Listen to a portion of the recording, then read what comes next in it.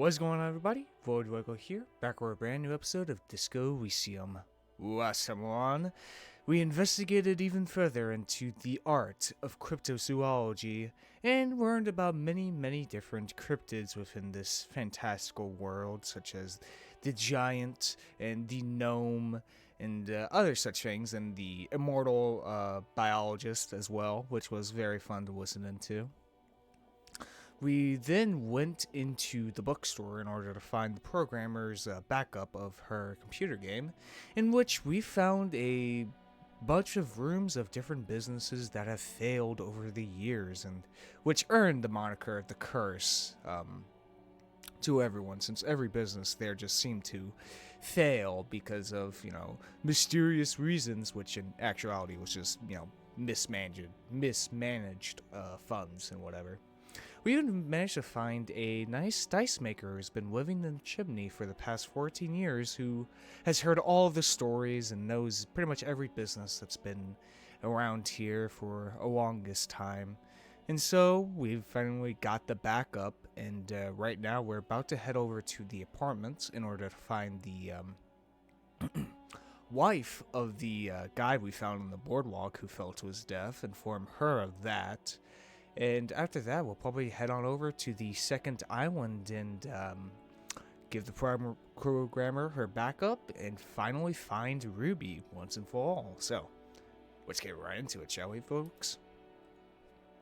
Also, another thing I want to mention is that someone told me that some of the words Kuna uses is actually Finnish, which is really funny.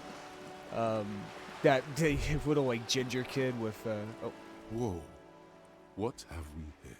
a bridge. A bridge with loose nails and rot-infested wood that creaks in the wind.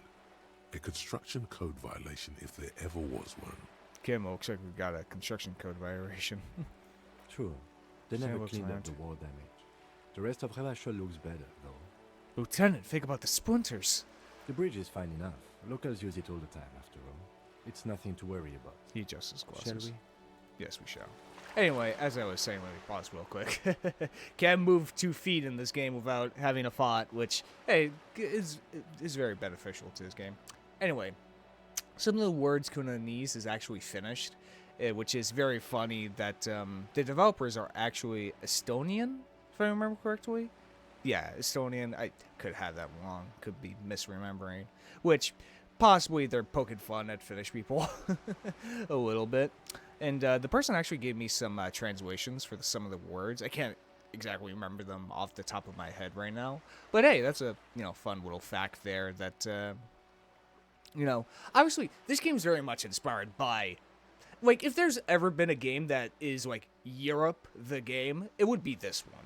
And among others, like Stalker, Metro. Well, Metro is more Russian. Stalker is definitely more European, or Ukrainian, really. But anyway, Disco Elysium takes a lot of European influence, a lot. Hell, it's the entire game, pretty much. There's barely, any American isms. I guess it's the best word you could say. There's little bits here and there, but it's mostly European. Which, hey, it's always fun to know about these little fun facts and, what words that certain characters use from, what language they come from. So, thank you for telling me that. It's actually very, very interesting to know. Alright, let's continue on. Okay, so let's go into the apartment. Oh, what the hell? Oh, yeah, the paints. That's right. Goddamn Cindy. Alright. Now let me actually check my task book. Suna, yep. Gotta give that to Suna. For the pigs, yep. The plasmid, yep. Gotta restock all the traps. Shot came from, dead body. Billy Majan's apartment, to deliver the bad news. Apartment 20. Okay. Yep, should be right over here. We'll just go, kid. No. Never mind. Gotta be quicker than that, huh? Alright. Okay, apartment 20. Wait, is this it? A weathered brown door. Aha. The number reads 20. Something smells good. Soup along, yo. The lieutenant motions to you to go ahead and knock. This is the door. You already know it's the right door. This is going to be so hard. Hold on, Kim. Should we discuss this before we move on? What should we expect? You're right. Let's talk this through. He looks at the apartment door and lowers his voice a bit. You hear light footsteps passing by the door and some folk music playing on the radio. Yeah, it's hard to explain the death of a loved one. We have our first preliminary identification. In all likelihood, the deceased is the husband of Billy Méjean. We need to confirm this, as well as deliver the death notification to Billy herself. Yeah. Now, delivering a death notification is never an easy task.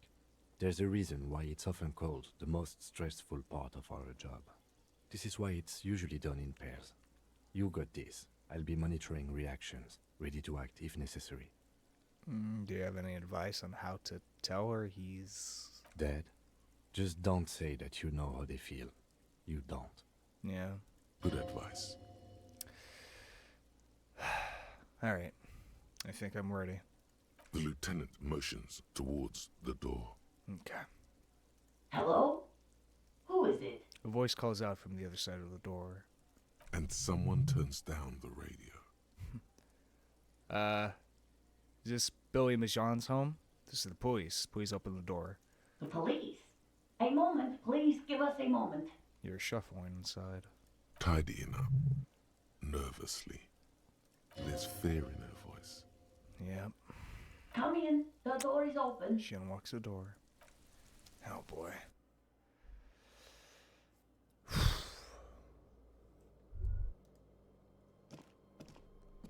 Nice place you got here. Empty pack of red Charlotte cigarettes hanging under the bed. Same blend of cigarettes you found in trash near the deceased. It's covered in old newspaper clippings. Can't they afford curtains? Packages of humanitarian aid, macarons.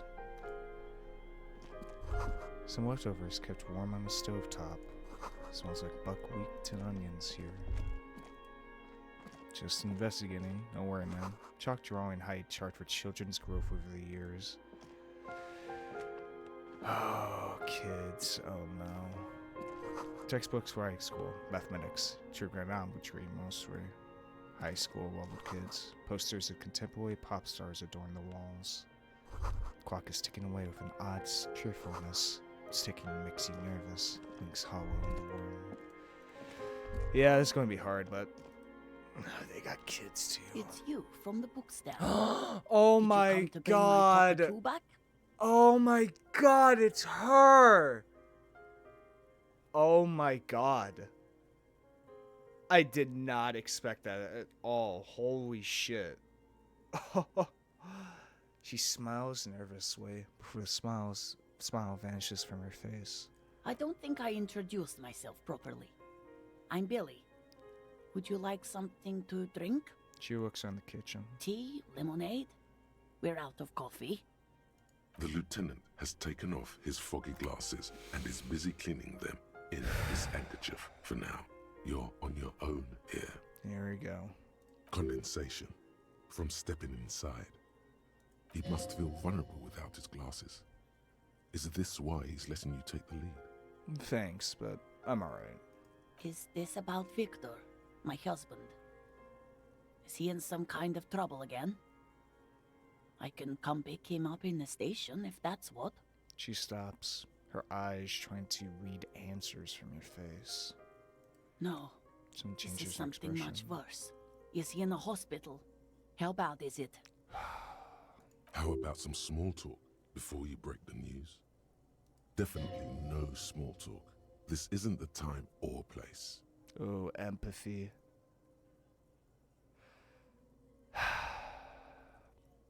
I should just go with it.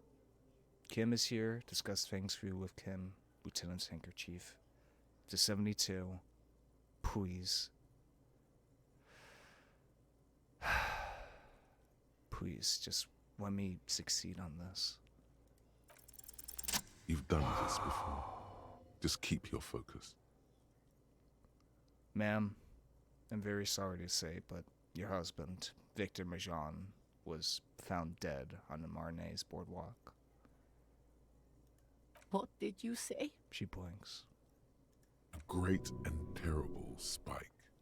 The blood freezes in her veins. Your husband, Victor Marjan, is dead. I'm very sorry for your loss, ma'am. Oh, She touches her neck, eyes pale like pearls in seawater. oh, She says again. but he was just... She looks at the kitchen table, where 2 cigarette buds are still in the tray. But he was just here. Alive. We understand this comes as a huge shock. I want you to know that me and my partner Points are at here you. for you if you have any questions. Take your time, ma'am. What happened to him? She turns to you. Her neck and cheeks are covered with wet blotches. Her double chin is shaking. It was an accident. He fell through a hole in the boardwalk and hit his head. Was he drunk?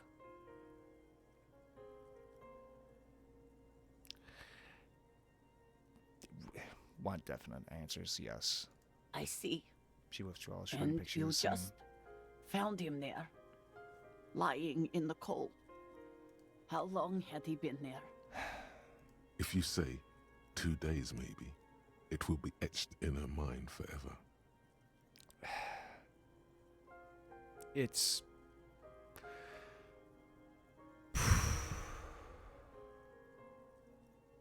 It's hard to say at this... Shit.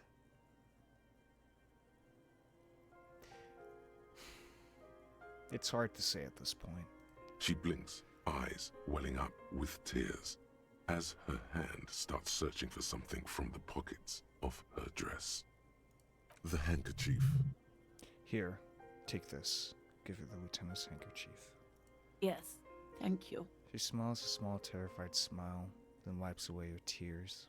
She looks disoriented. Is there anyone we could call for you?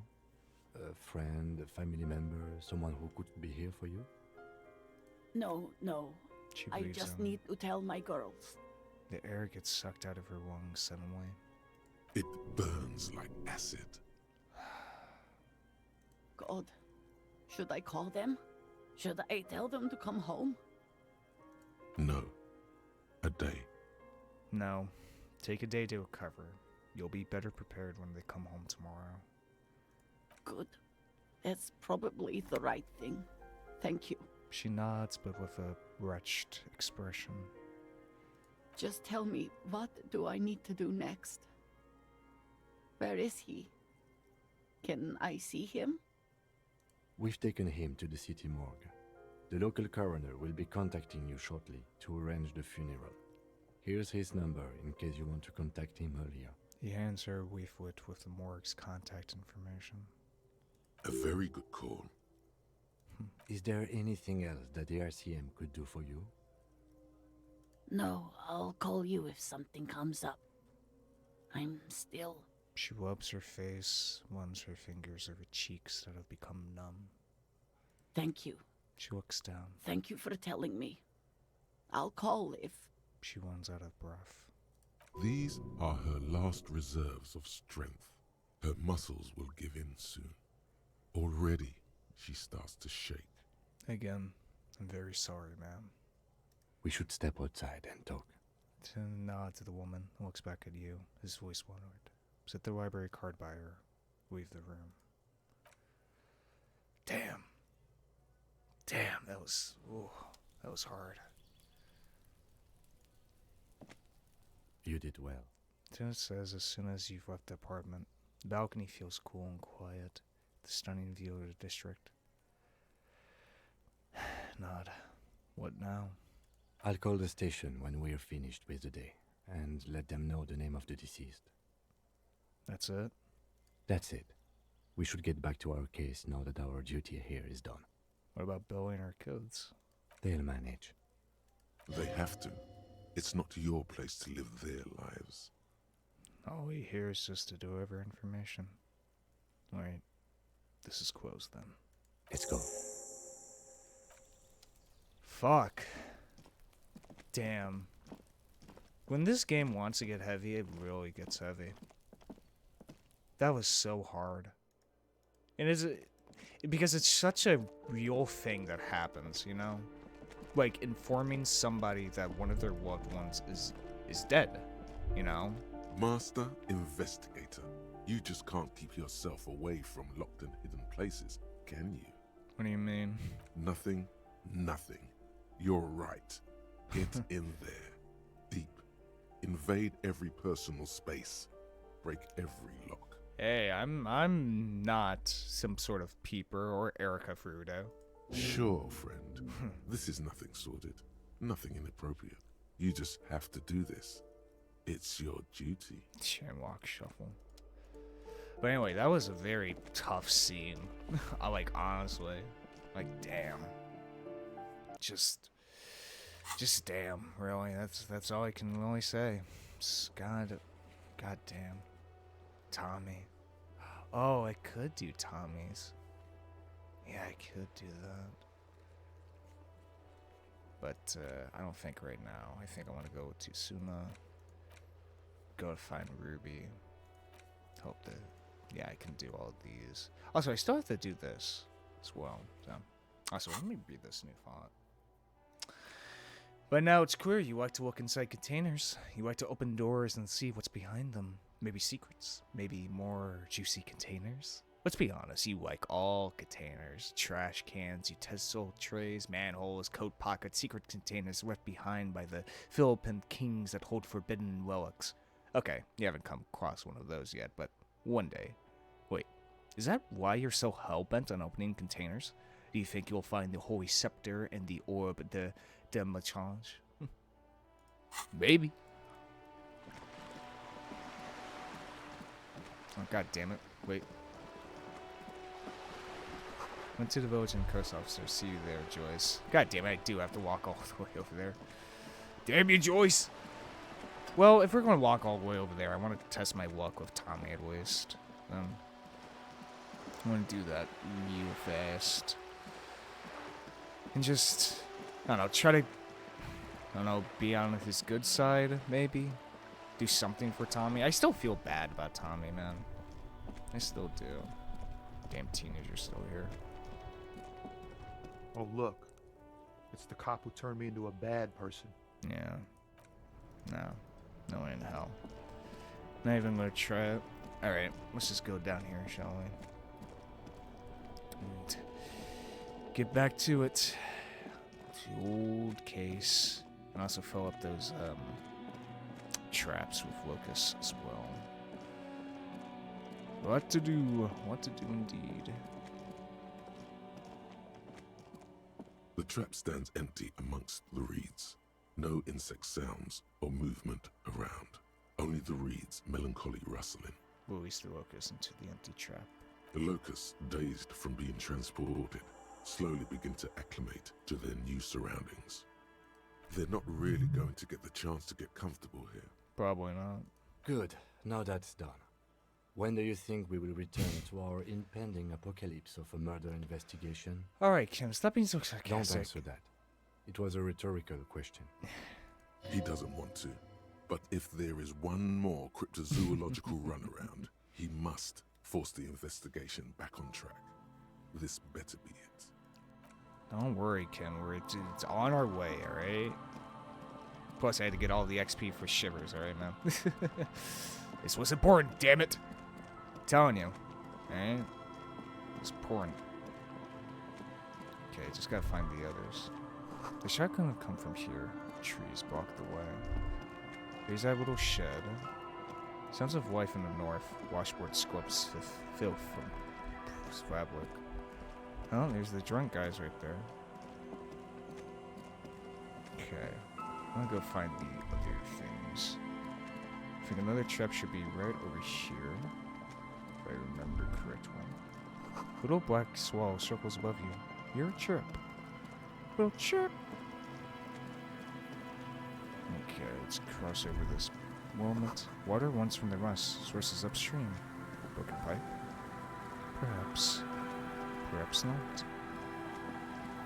There's the guy and this kid. Tiny cages carefully constructed. All the traps are stopped now, and still no sight of the phasmid. Okay. Return to Morel and let him know.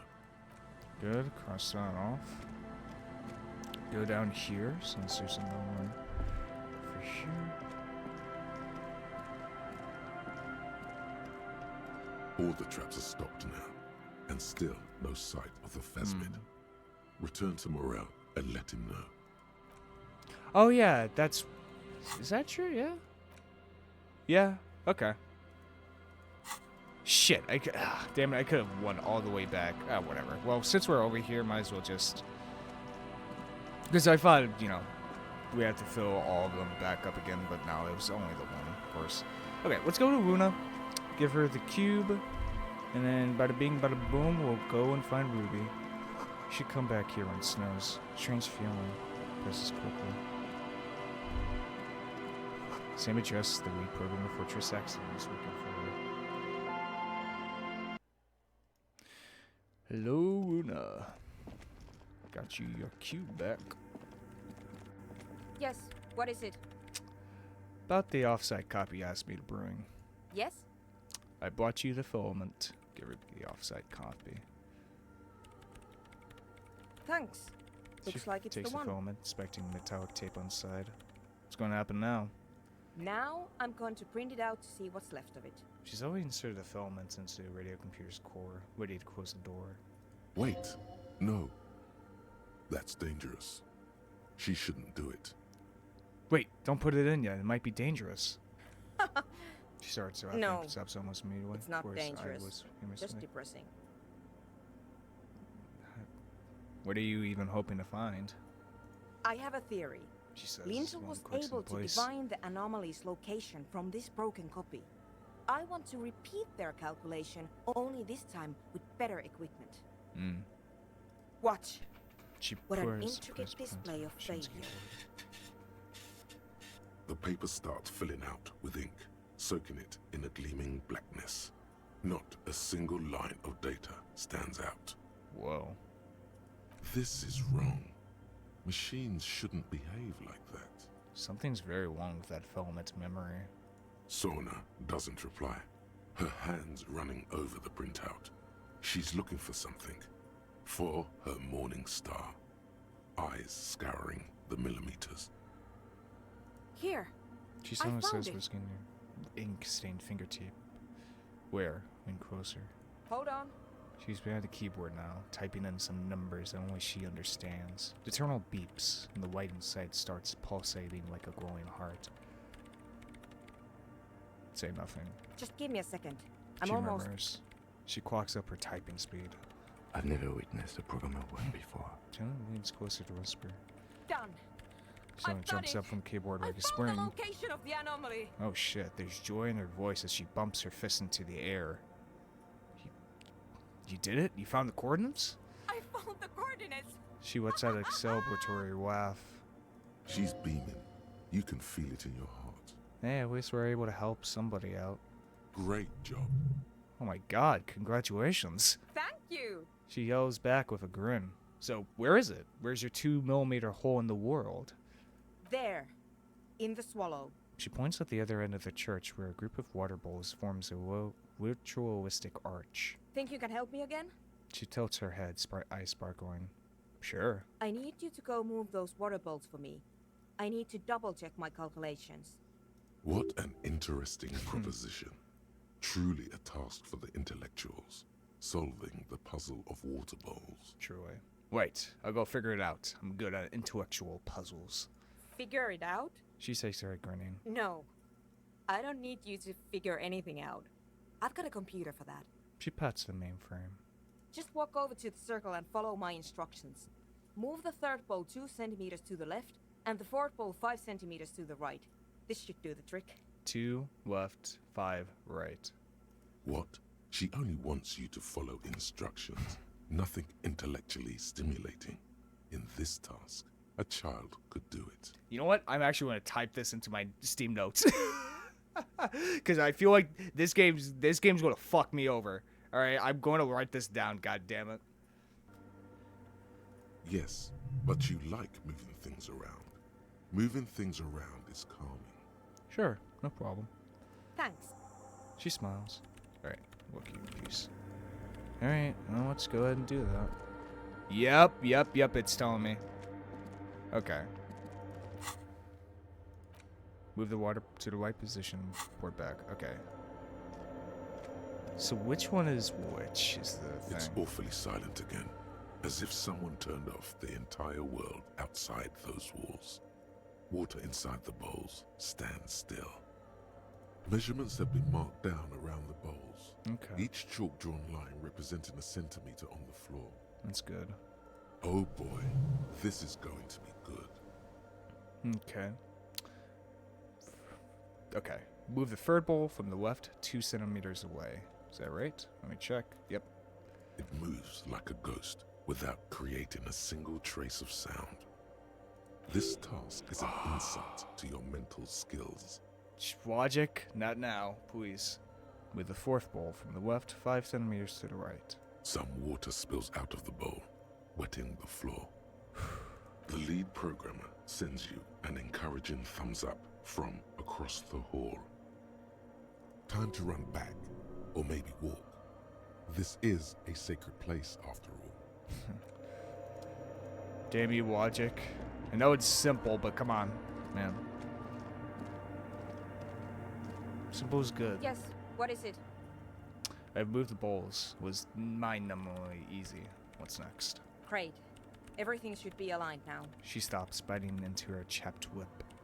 Miss Know-It-All is hesitating. What's wrong? Yeah, She snaps nothing. out of the wall. Now the only thing left to do is to unmute the headphones. If we got the location right, we should then be able to hear whatever sound this anomaly makes. Isn't it going to be just silence and nothing? Wait, why did you have your headphones on mute in the first place? Honestly, She avoiding your gaze. I'm a little scared. Yeah. No blame you. Isn't it going to be just silence and nothing else? I don't know. She That's stares what at I'm our scared computer. of. I don't know. It could be anything. I mean, what sound does the nothing make? How can you even listen to something that doesn't exist? She turns to face you, the mainframe throwing shadows on her chin.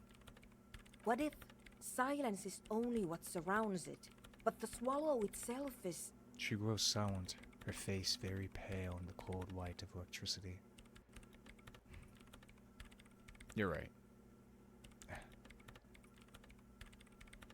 You're right. We should be cautious. We don't know what we're dealing with here. Maybe. She wipes her Maybe I'm face. just tired. Let's think about this logically. Why would nothing be terrifying if it's, well, nothing? Well, I assume that something that has no presence, existence, or qualities has to be terrifying. Because it reminds us of death. And we humans tend to think that death is pretty scary. That's true. Death is scary. You can't just start over again. Or can you? It's scary, but we just have to face it. Yeah, She breathes you're right. in. Let's do it. She puts on her oversized headphones, ready to press unmute on the keyboard. Oh boy. The lieutenant takes a step back. This is, like, I feel like, are we going to, like, unleash some, like, eldritch, like, fucking voice or something? Like, I wouldn't be surprised. I wouldn't be surprised if this game did it. And then, nothing. Huh. Nothing happens as Sona Lokenenkilda presses unmute on her keyboard. Nothing but silence. Just pure silence. You can hear some small animal cross the floor in the chancel. It's that quiet in the sanctuary. Say nothing. She doesn't talk. Her eyes closed and brows knitted together in a state of deep focus. One hand cupping the headphone. Well, Damn it. she lets out a loud sigh before tearing off her headphones. She's still avoiding your gaze. Well, at least the world seems to be still alright. Look around. Yeah. Nothing She happened. says Let's move on. disappointed. Oh. Despite her fear, she was hoping for something extraordinary to take place. It's better to know the worst fear rather than nothing to happen. Huh? What do you mean nothing happened? Did you find the swallow? No. She rests her face on her hands, massaging the forehead. No, my hypothesis was wrong. According to this, I should have heard something if I got the coordinates right. Like I said, silence is only what surrounds it. But this She raises her head, This is seeing just the another machine split failure. at church. Silence Gables sounds calling like up on the silence. floor like pests. That's all it is. You can try on the headphones. See if you can hear anything. But don't get your hopes up. Oh boy. Silence is silence? You're sure there's more to it? This can't be it. You should have a listen. Ooh, perception, hearing. Ah, it's a wall. I have a 5 too in perception. Alright, well, have you peace then. Can't hear anything through her headphones. Yes, what is it? Oh, I'm gonna have to get. I'm gonna get higher Wait. I should have closer perception, hopefully. Maybe I do. Let me see. Parse 1. Give me perception. Die, drama, logic, chemistry, composition, shivers, interfacing, drama, shivers, kingdom conscious, logic, visual, rhetoric, empathy, pain threshold, necklace, that. Wow, I really got nothing for perception? I guess I don't. Damn. So in order to get this, I'm gonna have to level. Oh, I'm almost very close to leveling up, actually. So I should level that shit up. Okay. I mean, it's a 28, but I should still try to attempt it right now. I guess I'll give it a try for Yes, right now. what is it? Put on the headphones. Everything What? disappears. You are draped in silence like a drowning man staring into his puny little headspace. How the fuck did I get a legendary on a 28%?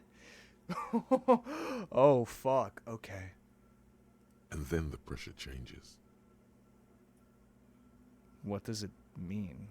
It feels like flying on an aerostatic, or when your ears pop, or like a subtle difference in the atmosphere, a weather change hanging in the air. Oh. What if the sound you're looking for is too low for you to hear it? Suna, take off the headphones. What if we just need a better sound system? A better sound system? Alright, repeats. but where would we get one? Suddenly, a rhythmic beat permeates the walls, causing a small patch of decorative stucco to crumble onto the wooden floor. The boys.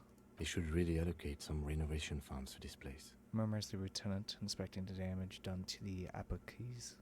No. What they really should do is shut down the disco men for disturbing neighborhood peace. Yes, but they could help with the speakers. You mean the speed freaks? She closes her eyes as more dance music invades the holy silence of the sanctuary. Of course. The speed freaks.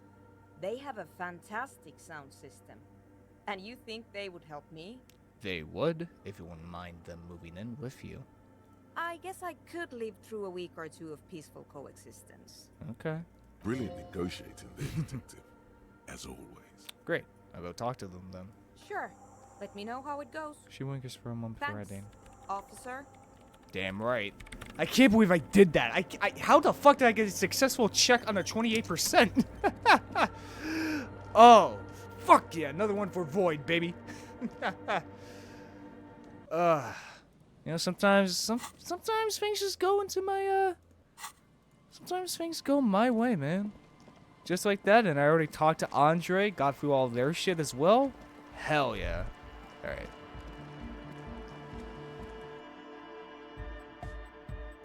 Hi again.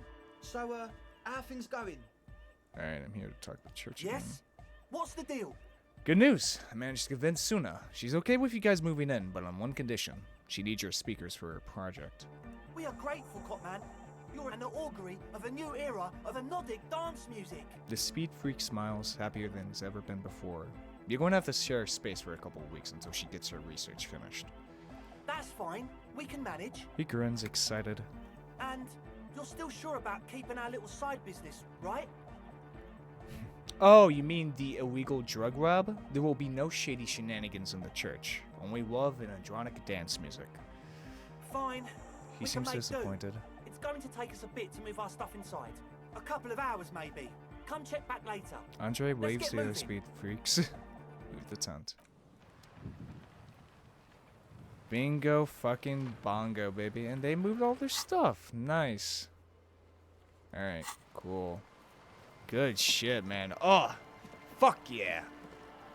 Love progressing through this, man. It feels so rewarding. God, that was such a... I can't believe I got that check, man. Hey, I want you to look at this place. Oh, yeah, it bopping in here. Wait, let's go talk to the boy. You got us in, cop. I can't believe you got us in. He looks around the hall, examining carpentry. With wonder in his sharp eyes. Damn right I did.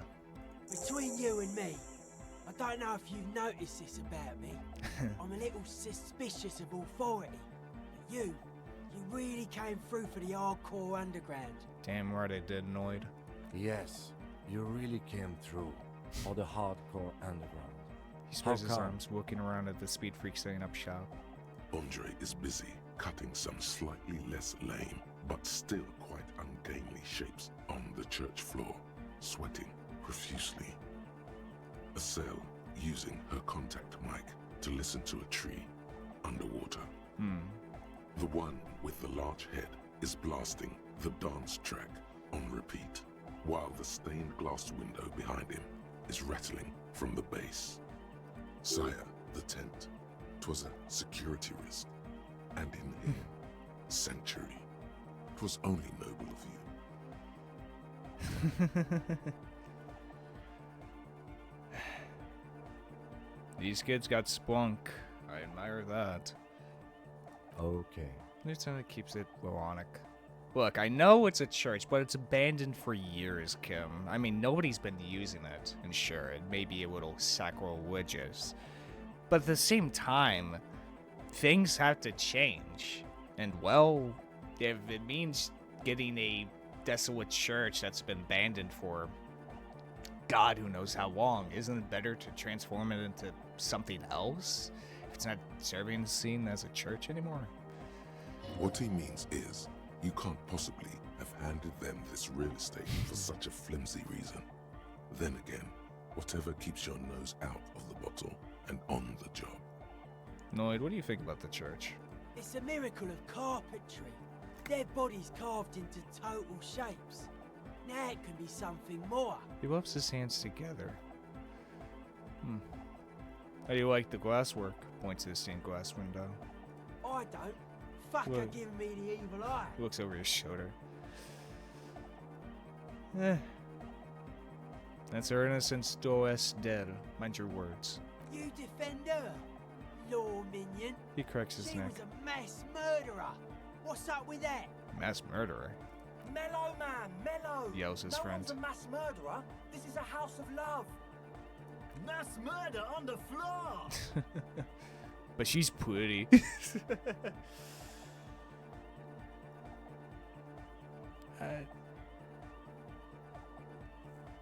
Would you say she was, you know, human? The young man shows I like his this ribcage question, made of cop man. suspenders. She did not live the life of a human. She lived like someone who's playing a game. The life of an operator. That's not the life that humans live. She was adored. Humans aren't. I don't know about you, but they hate me. And they do not think I'm innocent or some shit like that. Yeah. Yeah. I mean, I have thousands of fans. I'm surrounded by love and support all the time. Yeah, they hate this too. Point to yourself. Well, they loved her. They put all their love in her and forgot all about the rest of us. Young man lets go of the suspenders and they hit his chest with a slap.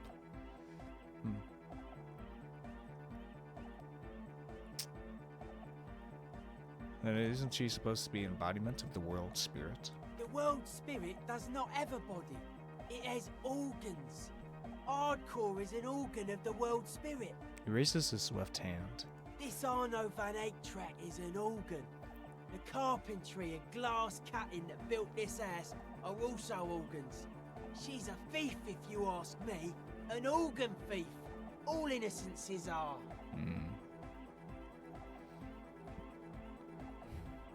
But she's the innocence of humanism. Humanism seems to be a pretty big deal around here. Humanism leads to eating sugar and pigs. Humanism was invented to mass-produce billions of humans.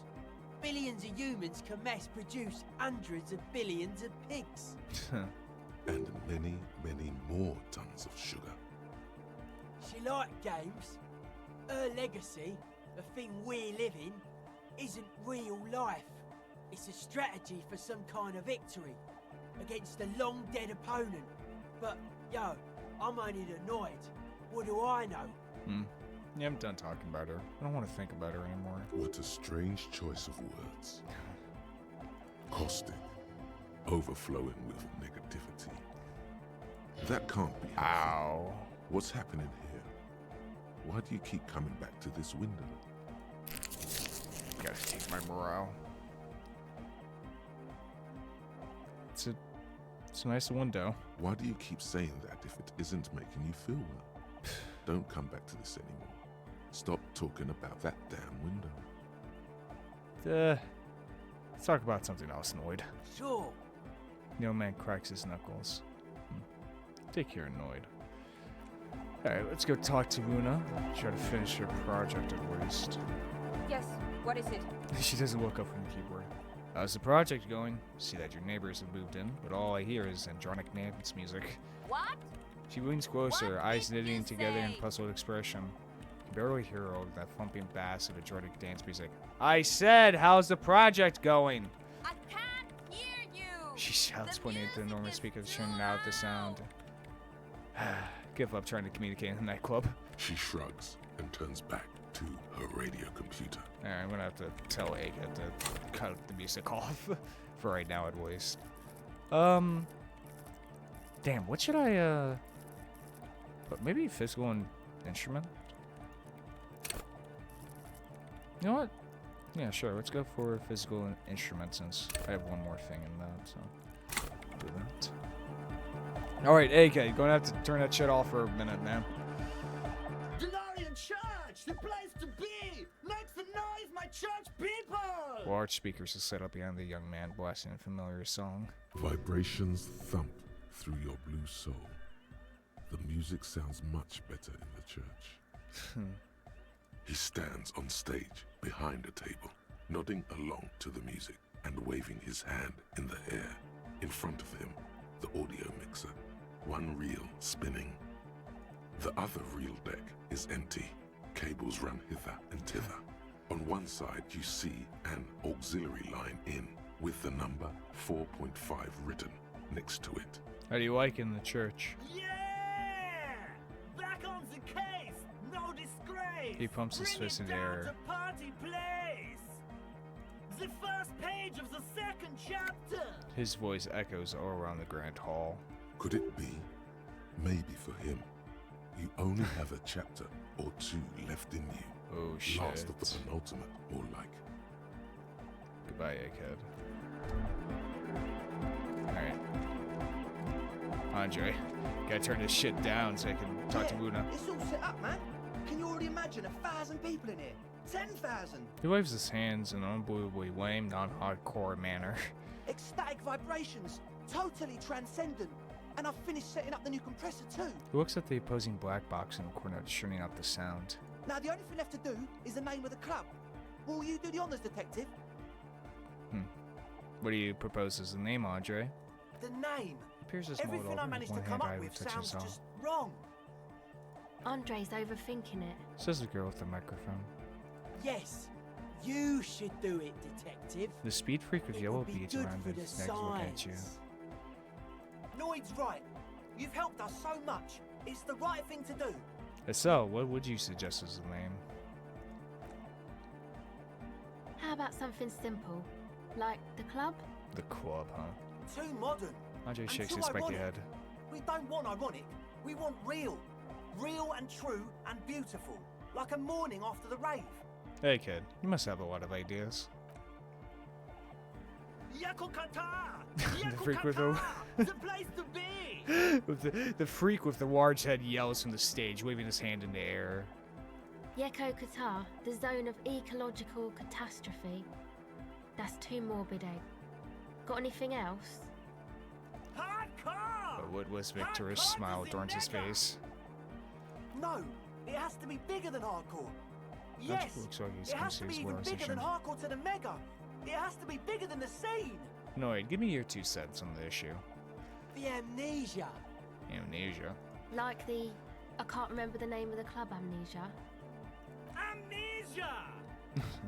It's not amnesia, guys.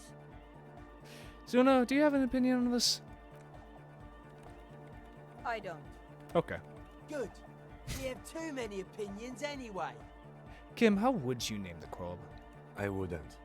I wouldn't build a club, and I wouldn't name it either. Alright, Kim. An underground place with no name? Sounds like something the Crabman would say. We're not going with anything the Crabman would say. Why not? The Crabman has ideas, Estelle. Ideas from another level of consciousness. I don't care. I don't like the Crabman, and I don't like his ideas. His ideas are spooky. Next, please. Okay. I think I've come up with a name. Proceed. You have? Well, what's the name? Oh my fucking god. Andre stopped touching his hair. No. Oh, god damn it. Oh, I want to do it. I want to do it so bad.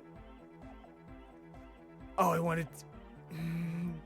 Oh, I wanted fucking name drop it so fucking bad. I want to do it so bad. No Truce with the Furies? That's actually a pretty cool club name. Rivershaw West, people get confused. But if I do Disco Elysium... I gotta go with Disco Elysium, bro. Disco Elysium.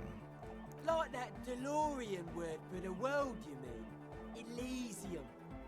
But Disco Elysium, She looks unsure. isn't it wacky? Disco's kind of gone, isn't it? Forgotten. But it's coming back. The past is the future, but the future is dead. No, it's beautiful. Beautiful and brave. Like we want it to be. And short. And memorable. It is a pretty catchy title. It's settled then. Yep. Everyone welcome to Disco Elysium. A light beam washes over the dance floor, bathing it in violet blue. Andre breaks into Oh, shit. crazy dance-like motion to celebrate the name. Someone turns up the beat. You should go with the flow. Join in on the experience. Start tapping your foot. It feels good. It feels right. But what is this? What is this thing that Andre is doing with his limbs? What are you doing, Andre? Service movement. I'm dancing. Performs yet another strange pattern of moves, but it doesn't look very cool and modern. Honestly, it looks kind of lame. That soft core gyrating is supposed to be dancing? We should talk about it. We should talk about your so-called dancing. Yes, my man. He jumps up and down with glee, his moves punctuated by the stroboscopic flash of the club lights. Talk? What is there to talk about if you can express yourself with moves? Oh shit. Audio waves thump against your ribcage. The speaker setup makes everything sound much better. Oh. But there's a noticeable lack of something. Save your fare. No words, just dance. What do you mean to ask you? What's with the hair? It's to express my individuality. Yeah. Is that a bald spot? It's hard to tell for sure with the fused together spikes, but it looks like he's balding. Fair enough. Maybe it was a bad idea. Go some more toothbrush. Anyway, That's it for now. goodbye, officer. Well, we've done it, fellas. We've set up the club. Now, gotta fucking turn down the damn speaker, whatever the hell it is. Yes, what is it? Project's What? going. Project going. Hear you. The music. Project, how's it going? Oh, the project. Her It's face not lights up for a going second well. before she gives you an exaggerated head shake. Why? There's that guy. She points at Egghead, I who's need him to plug a 3.5 cable Running away into from the some auxiliary gamble input stage. so that I can route the audio signal through the mixer into the speakers. Why don't you just ask him? He doesn't listen to me. He only ever seems to Okay. care about hardcore and Yekukata. A place to be, apparently. I'll speak to him, see what I can do. Thanks. Maybe you can get through his magic rhymes. She just jazz hands to mock him. Let me know how it goes. Alright, don't worry, I know how to talk to Egghead. I solved this riddle. A better deal! Yeah! Medium car! Hey, can you please route Suna's signal for your speakers? To the mega! Yeah! He gets I serious. can route it through auxiliary. What kind of a cable does she use? 3.5 or 4.5? It's 3.5, no doubt about it. It's under the ground. Point to it. Oh, she uses 3.5. An uncomfortable pause Yeah. follows. The auxiliary lining is 4.5 millimeter. These two don't mix. Shit. Oh no. Lieutenant closes We're his going eyes. to be in this church forever. It's alright, kid. Don't worry. We'll find a Don't converter. worry, I have an adapter for it right here. Oh, nice. He searches for the cable on the ground, picks it up, looking at the jack. Hang on. This is a 4.5. We're all good, people. Of a grin, he sticks the plug into the auxiliary lining. You're a satisfying click. Whoa, thank God. Adapters noticeably degrade the sound quality. Yeah. Great! Someone got through to him. Okay, let's get it all set up. Can we turn the music off, please? Egg, the music. Everybody, don't panic. I'm going to turn off the on for just a sec. The For young a man shouts at his special checks. scheduled event. The young man shouts as he clicks the switch on the mixer. The Arno will be back, but we're doing something else for one moment. He turns here. All right, go tell her that Egghead is ready to rave to her tunes, and then I'll turn off the music. Alright. Let's do this shit, baby. Yes, what is it? Alright, I talked to Egghead. He plugged in the cable. You can now unmute your speakers. Okay, but She seems think you can hesitant. Her eyes ask still him to fixed on turn the the 8. volume down a bit? Just in case. Maximum! Shouts Egghead, a great smile still adorning his face, larger than a red dwarf star. Maximum is the only way! Yeah, there's no convincing him. I know it is, but could you please turn it down just this instance? Just this one time? Maximum is not the only way, okay? Pump it to the brick! Pump it to the hard master! There's no other way! Glue style! Glue style? Okay, there Yeah. literally is no other way. The mixing desk is glued to maximum. It's totally glued to it. God damn it, Egghead. See? She turns He to you for pumps to to give it the up. hard master. It's hopeless. I think what Egghead is trying to say here is that the volume button is stuck on maximum. Of course it is. She shrugs, consigned to her fate. Yeah! Permanent enlightenment! Ray of sound! Shit. Never mind then. Let's get on with our project. I'm going to unmute the speakers on a count of 5. Everyone ready? She looks around the church. Egghead pumps his hand up in the air, waiting for the beat to drop. Oh god, this could be anything, Born ready. says Andre. Ready. Yells Noid. I'm ready if you two are detectives. Alright, The lieutenant nods stoically. let's fucking see this anomaly, this SCP. Not so stoically, his hand moves to the gun holster. Whoa. Suddenly, your palms are sweaty. The church seems cold and large, somehow. There's tightness in your chest. Anxiety.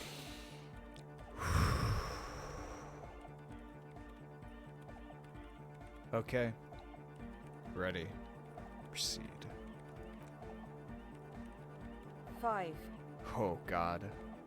4, 3, 2, 1. Mute disengaged. She lifts her hand from the keyboard. Complete silence fills the room. No wind outside, no waves, no floorboards creaking. Total, continuous silence. This is unnatural. Holy shit. The woman looks around. In the silence, you see dust move on the floorboards. The driver of the speaker vibrates in the air and then stops. Plasterwork begins to crumble down the walls. What the hell? In the silence, a low hum starts creeping up your spine. It's a song inside you, not in the speakers, not in the room. A great bass sigh in the basement of your mind. Slowly, it builds until the air around you starts to vibrate. Holy shit.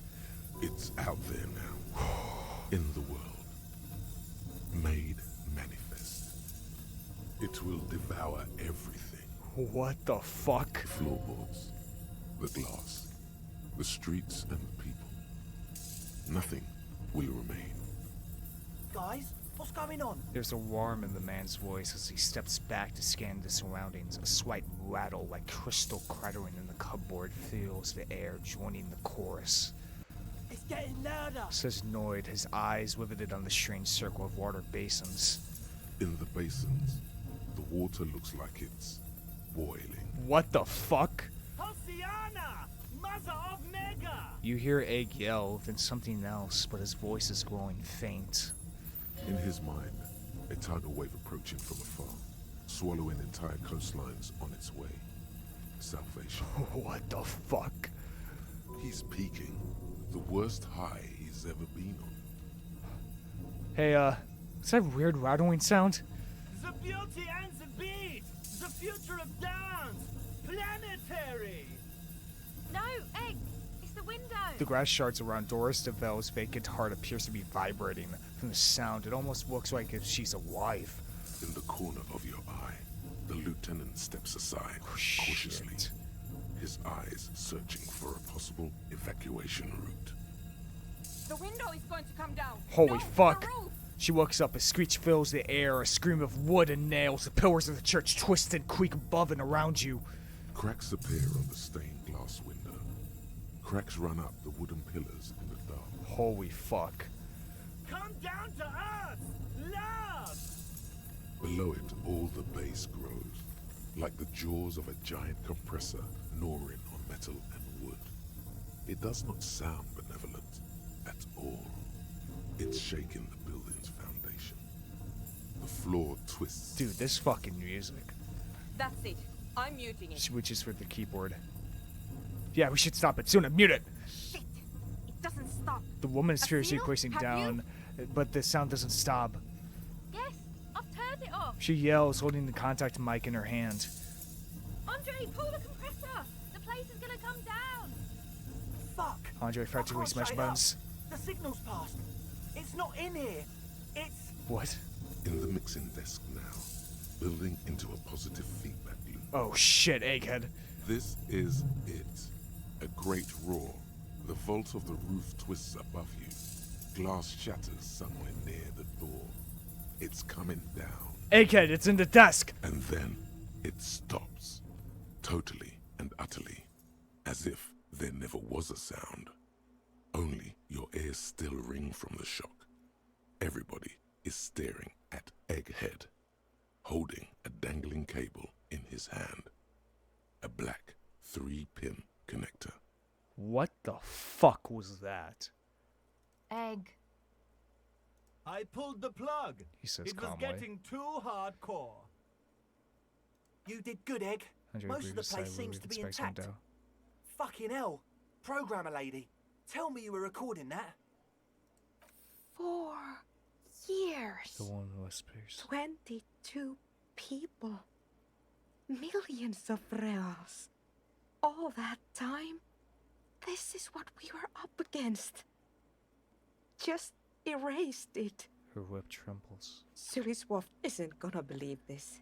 I don't think anyone's gonna fucking believe this. Yeah, but did you record it though? It was dope. I think we can use it. Yes, Andre. She closes herself, I wipes the dust recorded out of her it. sweater and rests her hands on the keyboard. Damn, I need to send some letters now. Thank you all for doing this. Eggman, you too. And you, officer. She turns to you. I don't know what we've discovered, but I know what it sounds like now. That's the start. Kim, did you hear that? It was very hard not to. I think you're right. Turns to the There woman. is something going on here. And you need to be very careful with it. Yeah, there is something here, whatever the hell it is. I promise, officer. We will not play it again. What was that? I've never heard anything like that. It was mathematical information from the anomaly, presented as a waveform. That's what it was technically. Theoretically, She shakes her head. I have no idea. I've never even heard of anything like this. A voice seems muffled in the silent church. It's your ears adjusting after the exposure. You gonna write suicide? Yes, our lead designer. And maybe some of the producers too. And some of the writers. If they're sober enough to open a transmission. They need to hear. That it wasn't her fault. Or theirs. Yeah, there was this thing. They need to hear about this. Don't worry, I won't send the recording. Although I doubt they have the speakers to produce the frequency anyway. What happens now? Are you going to... Stay here. I'm going to She stay cuts you here off with with these jet fingers lunatics. on the key. Send letters, maybe meet Sulispov. Also devise further measurements. I want you to know that's totally chill with us. I don't care. She but pours him thank concerns. you anyway. Now, I have a Let's put it on theory the to come keyboard. up with. Some kind of preliminary explanation to all this. Or the letter will sound like I've lost my mind. Yeah. Yes. And we have to get back to stabilizing Martinez, He breathes out, trying to shake off the tension. instead of demolishing it with loud bass noise of unknown origins. Yeah? Some tiny hard thing lets go in your stomach. You're still alive. I really was fine, like, oh my god, is this like an ending or some shit? Like, You have an explanation for all this. Somewhere deep in you, you know. The person you were knows. What? Form a theory on the 2mm hole in the world. Oh shit. You know what? Let's add this to my logic then.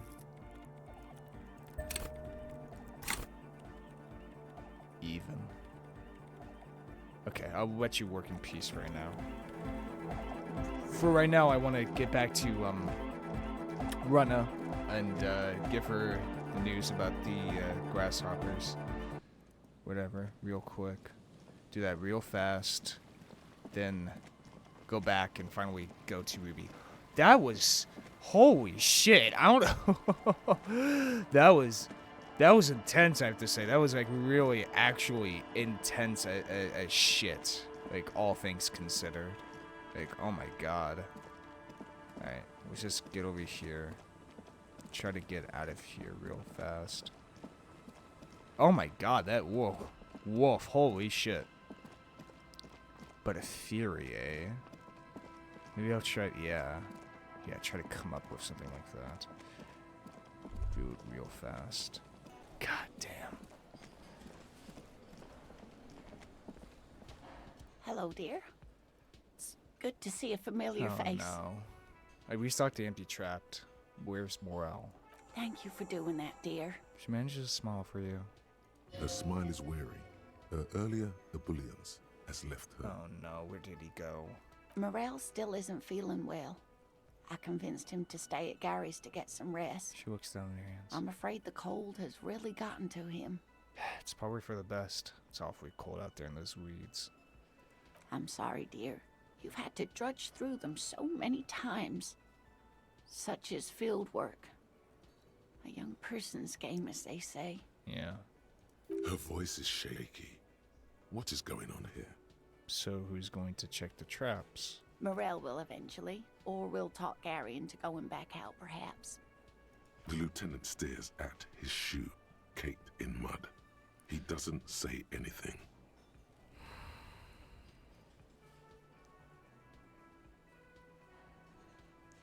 Something tells me it's up to me again. No, She you is don't insisting have now. to do that. Enough of this fool's errand. Morel will do it. Or Gary. You have work to do. I've wasted enough of everyone's time. I don't want Morel to go out there and kill himself because I feel like Gary won't do it. Be real. Gary is not going to help with this. God damn it. I don't want Morel to die out there. I don't. He will do it because he's a stubborn old fucking man and he's doing it to validate his, wife's, childhood dream.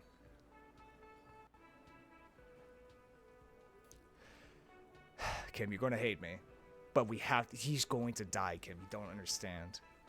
We'll take care of it. Take it on. That really is too much, sweetie. Thank you for your dedication, but I can see you're coming down with a cough yourself. I am? Very strange. Why is she not letting you do this? It's like she's given up. I know what's wrong. You seem different. Different? How? The half-moon's her glasses reflect you as she looks up at you. You've given up on the plasmid. I'm in doubt, sweetie. That's all. Everyone is now and then. You're in doubt? About what? It's, a strange feeling. She looks down by her lower lip. I haven't really told this to anyone, but you are a police officer. Oh? And when a police officer asks, you must answer. Do you ever wonder if some lovely story from your childhood is just that? A story? Or a dream? Seeing the Insulindian Phasmid was just a story I used to tell people. I didn't really think about whether it was real or not. But Morel told me he'd seen it. You also told me. Morel's so proud of it. He always tells everyone. A terrible sting in the heart. Regret. You seem to really believe it happened. Doesn't that count for something? No, sweetie. She shakes her There's head. more to it than that. Morel was so eager to believe my story was evidence of the Phasmid's existence. What did Morel do? That I'm some queen of the cryptozoologists. That. And for years, his belief made me believe too. That I am a queen? An extraordinary witness to grace. Yeah. But now, we're both getting old, and he's still working himself sick out in those reeds looking for it. She shakes her head, still unable to meet your But eyes. what if I was just wrong? I think I was. The lieutenant opens his notebook, but doesn't write anything. Okay, yeah. First, tell her that her marriage hasn't been a lie. 92. Go. An acorn is not the same as the tree. That requires time, diligence, and care. Wrong or not, your relationship with Morel isn't just about the plasmid. But it is. We've spent years searching for the Phasmid, hunting it together. Without it, what are we?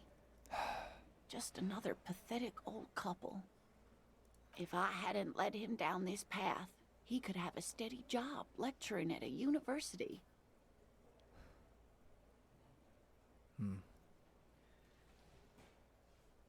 Morel hated lecturing. You convinced him to do something real in this world. But if the dream comes to naught, what good is it? No, the thing is, She looks down at her legs. I was a paraplegic before we met. He didn't know before I arrived. On our first date. Wow. If I weren't the queen of the cryptozoologists, if I didn't tell him that story, She has to swallow to relax her throat. It's keeping her from talking. Now I understand why you haven't told him about your doubts. She sighs. I've wasted enough of your time with this drama. I really must stop talking about it lest I start crying and waste more of your time. Please, you're not wasting my time. This is what I want to do, Rena. What you have to know is the Insulindian Phasmid probably does not exist. Let us fools chase our ghosts. There are a million better things to do with your life. Are there? Some of the other things are pretty bad.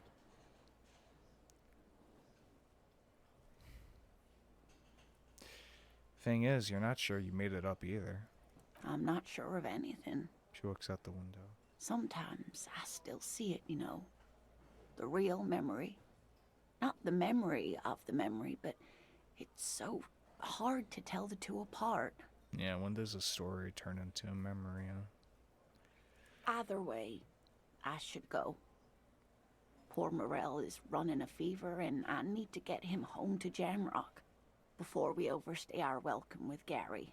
You sure you don't need help getting to Gary's? Oh no, thank you, but I can get there on my own. This old thing is gas-powered. She's And then a touching. taxi home. It's not so bad. It's been... The rest of it is pretty grim. Thanks for bringing some light. You're welcome, sweetie. She flicks a switch in her chair. I'm glad it Magic helped turns on you. Aurora. Even though it turned out to be a... The sentence remains unfinished. A waste of time. A goose chase. A dream. A lie. A fool's hope. Say her lips moving in silence. Like that, she drives off. The gas engine putters quietly as she gets to the doors, then pushes them open. Outside, the cold, coastal wind blows. We should go to... Somewhere out there, a kilometer to the southeast, a gust of wind shakes the felled building, rattling dusty windows, beckoning with strange coldness, to ask the wind once more. The felled building, indeed. Was it a waste of time? No. Not in my opinion. At least we just got that old couple, at least old morale to get out of the cold at least. That's what I'm thankful for. One more thing. Just one more thing. I just need to do that logic check real quick. Just do it real quick. If I fail it, I fail it. But if I don't, we'll see what happens then. But just one more thing before we get to Ruby, alright? I know I've been fucking delaying it, but I gotta do everything else here, alright? I got to. Because I feel like, I feel like as soon as we get into that building, there's no going back out, honestly. I'll be totally, like, real with you guys. So I just want to do all these first. Then, and only then, will we finally find Ruby. Alright. Just do this check real quick. If I fail it, I fail it. Wait. Put on my good clothes at least. Where's logic at? Logic. Logic. Think else, shivers. Drama, shivers, conscious. Ooh, this is actually a +2. This is a +1, so put that on. Empathy, pain threshold. Alright. So how is my logic right now? It's a 10. Alright, here we go. Yes, what is it? Form a theory on the 2mm hole in the world. You don't have to. You already have. A long time ago. Wait, how? These thoughts formed in you somewhere, in a long-forgotten discussion, behind a kitchen table, in the evening light. Drinking coffee and smoking, with a friend. And a woman, she was there too. Her hair smelled of shampoo and she was smoking. Suna. It is the origin point of the Pale. Holy shit. What? The swallow. It's how it starts. It's baby Pale. But she looks up and there's fear in her isn't eyes. She here. considers the We're possibility. thousands of kilometers from the edge. That comforts her.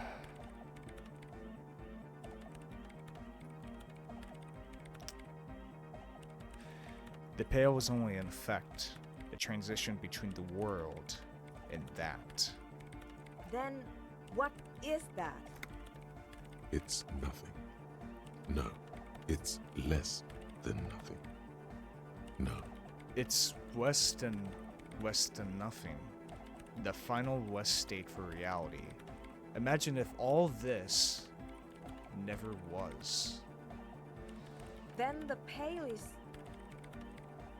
Simply a gradient. But the gradient, it clearly hasn't started yet. We're here, and the Pale is not. One day, when it's larger, it will be. I understand. She closes her The eyes. theory of the Pale where instead of an outer ocean, it metastasizes. Like a cancer or a mold. Erupting in points inside the world. Yeah, it's not coming from the outside, it's coming from the inside. Eventually this place will be taken over by the Pale, consumed by it. This is one of those places. According to this, She how silent for long... a second, and she opens her mouth. Until it starts swallowing, it's already started. Starting with sound. Oh my god! That's right. It's a 2mm sound in the world because the Pale's already erased that. Completely gotten rid of it. This sound, a simple 2mm right now, but that's only the first. It will keep growing and growing until there's less than nothing. And information. She nods. Causing data losses in the East Insulindian front. Have you considered why it's formed in a church? And also when or how it might start growing, or if it has other effects in addition to sound and data? An intellectual hunger fills her now, casting fear aside. Yeah, hunger for knowledge. I also have a question, since we are piling them on. How do you know this? I'm not doubting you. He explains. I'm simply curious as to how a detective of the RCM... Good question. Knows how to think this. All of the failed businesses in the doomed commercial area. All of the failure in Martinez. You think the presence of that puncture has somehow influenced the outcome of events here? Even say software development? Maybe. If it's managed to delete information, sound, it could have deleted a transmission. You know, a money transition or something like that.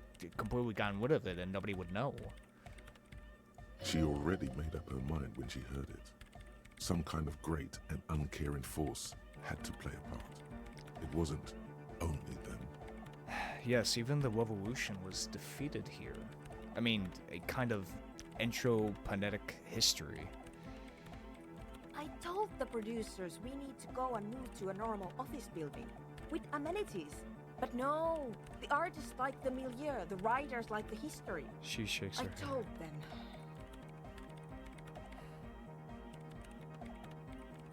No.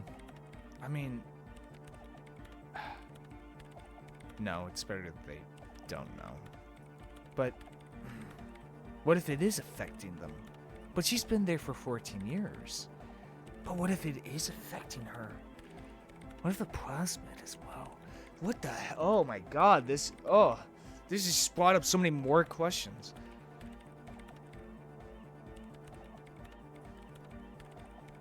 I should let people still working in there know about this. They might be affected. You mean Plaisance and the dice maker? There was almost no one left when we packed up. Yes.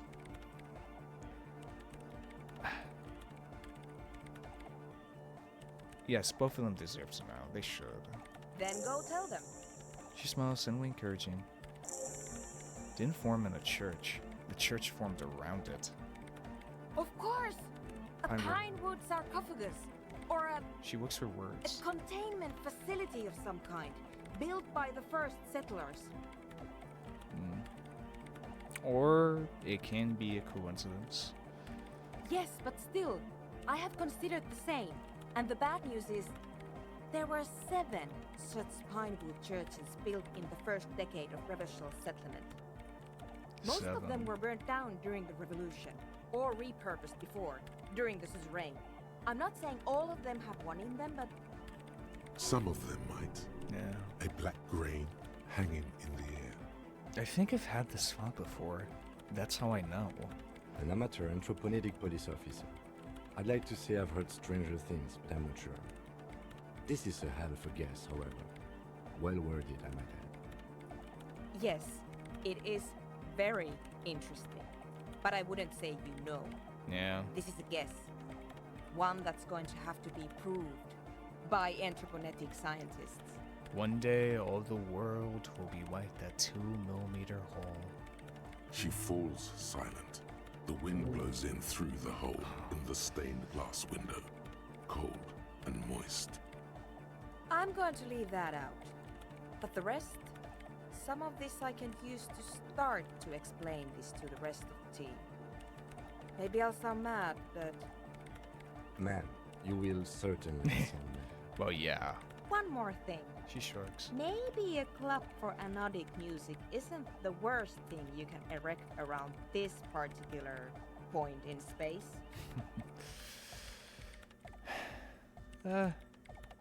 Club is the only thing keeping this place and the rest of reality together. I wouldn't go so far as to... Yeah! Once the light is on in the universe, it will never go out. Turn something from a decrepit church into a place of live music. Wow, in the middle is a single hole of dead space, but perhaps if we fill that hole with life, music, maybe we can, in some simple way, via just human spirits, kind of reverse it, huh? Thank you, Egghead. Let's leave it at that, shall we? We have an anthropomedic detection to perform in this district. Of course, Kim. Of course. Yeah, okay. Nope. I put it off for way too fucking long. I'm going there. And that is fucking final. There's nothing else. We're gonna put on all my shivers. Put all of it on so I can finally get to the one place I've been dreading going to for the longest time.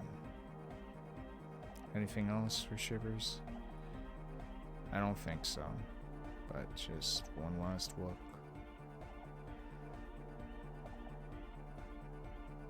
Doesn't look like it, okay. Someone's been walking around your dreams lately, looking for something, tidying up, rearranging, storing away all of the unrealized dreams, putting old pains in boxes. The worst nightmares have settled down for a while. A spot of light on the bedroom door after the dark, the fluttering of eyelids in the spring sun. A thought that arises only to disappear again, and yet there's a pattern emerging. This one I want. I want that one. That's a thought I gotta get that next time. Okay. Cold wind blows in from the broken gallery. Makes your skin crawl. Alright. Well, after that terrifying information, let's finally get to our main suspect, shall we, Kim? Let's finally get to Ruby.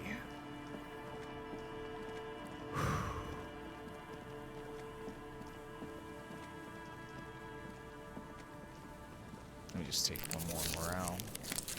The once bright mural towers above you, saying, Holy "Felled shit. electrical, R&D. Found an empty Tomorrow trap. is just a whisper away." Heard one as true story. We constructed execution. Established a nightclub. Discovered the anomaly. Death notification. Let's do it. Listen to the wind. Even though you're sure you succeeded, all is quiet. There is no cold hand brushing against your forehead. No rustle in the reeds. The wind has died down. The ruin in front of you is silent as a tomb. Turn 2, Lieutenant. She could be anywhere. How do we find her? How do we? I was really hoping she'd be in the village. Lieutenant sighs and gets a hold of himself. Okay. She's probably north of the village, and this place is a peninsula. Looks We north. already scanned most of the outdoor areas on our wild cryptid hunt, so we have an understanding of the geography, at least. Yeah. And then there's the church. She looks at the bell We've tower. already searched that and can rule it out. I know it doesn't feel like progress, but exclusion is a step too. Yeah. Anyway, we do it the old-fashioned way. sector by sector. Go over the whole peninsula, ask the locals, enter the places where we can enter first, like we did in the village. What was I even attempting to do here? Trying to talk to the wind. The city, whatever you thought would happen, did not. And now you're just standing there with your hands fallen to your side. Is trying to talk to the city something you've done before? Is it in your secret repertoire? A trick for when you're out of ideas? I guess. If that fails, if we don't find her, Then, if we're desperate, we can look where we can't enter. yeah. Bunkers, tomb drainage, this place. I'm sure it won't come to that. He looks behind him, the dark red box crumbling across a chasm. Walk the coast, the old boardwalk, the reeds. You can always come back here and talk to the wind again. Look where it already got you. Thanks, Shivers. Buckle up and raise your collar. This search is going to be wet and cold.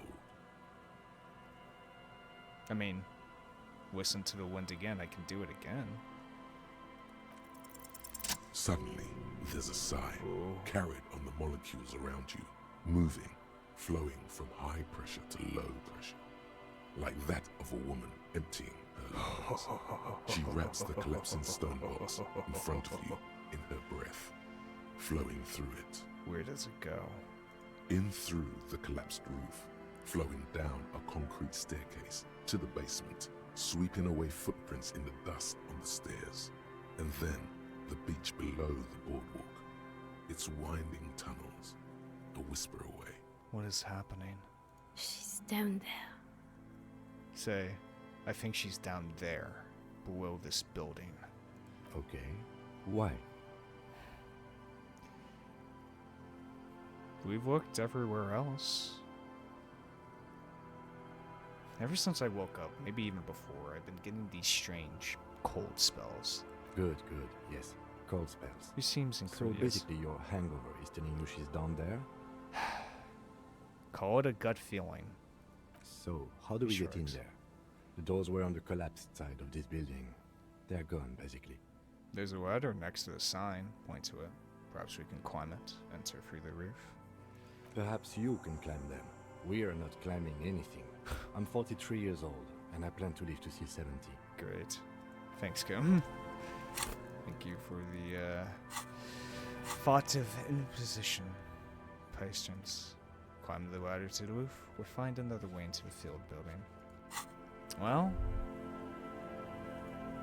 Ooh. Pipe over here, Kim.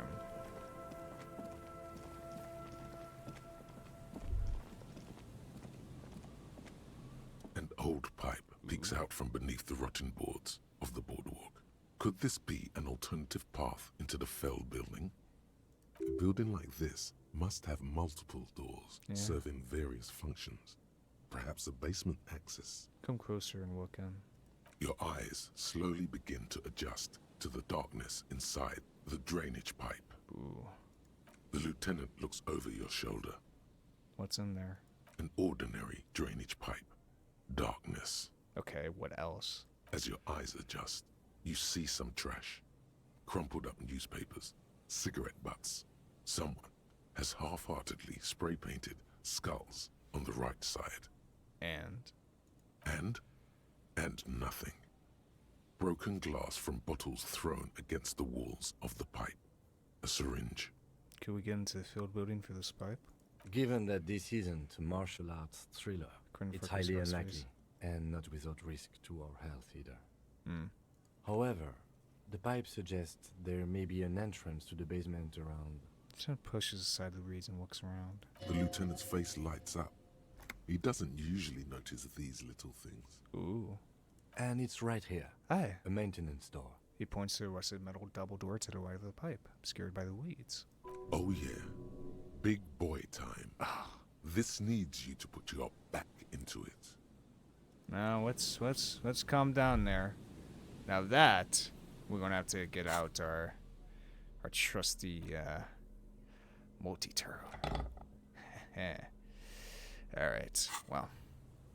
Let's try and get through Behind there. the pipe, the maintenance door, rusted shut and half sunken in sand.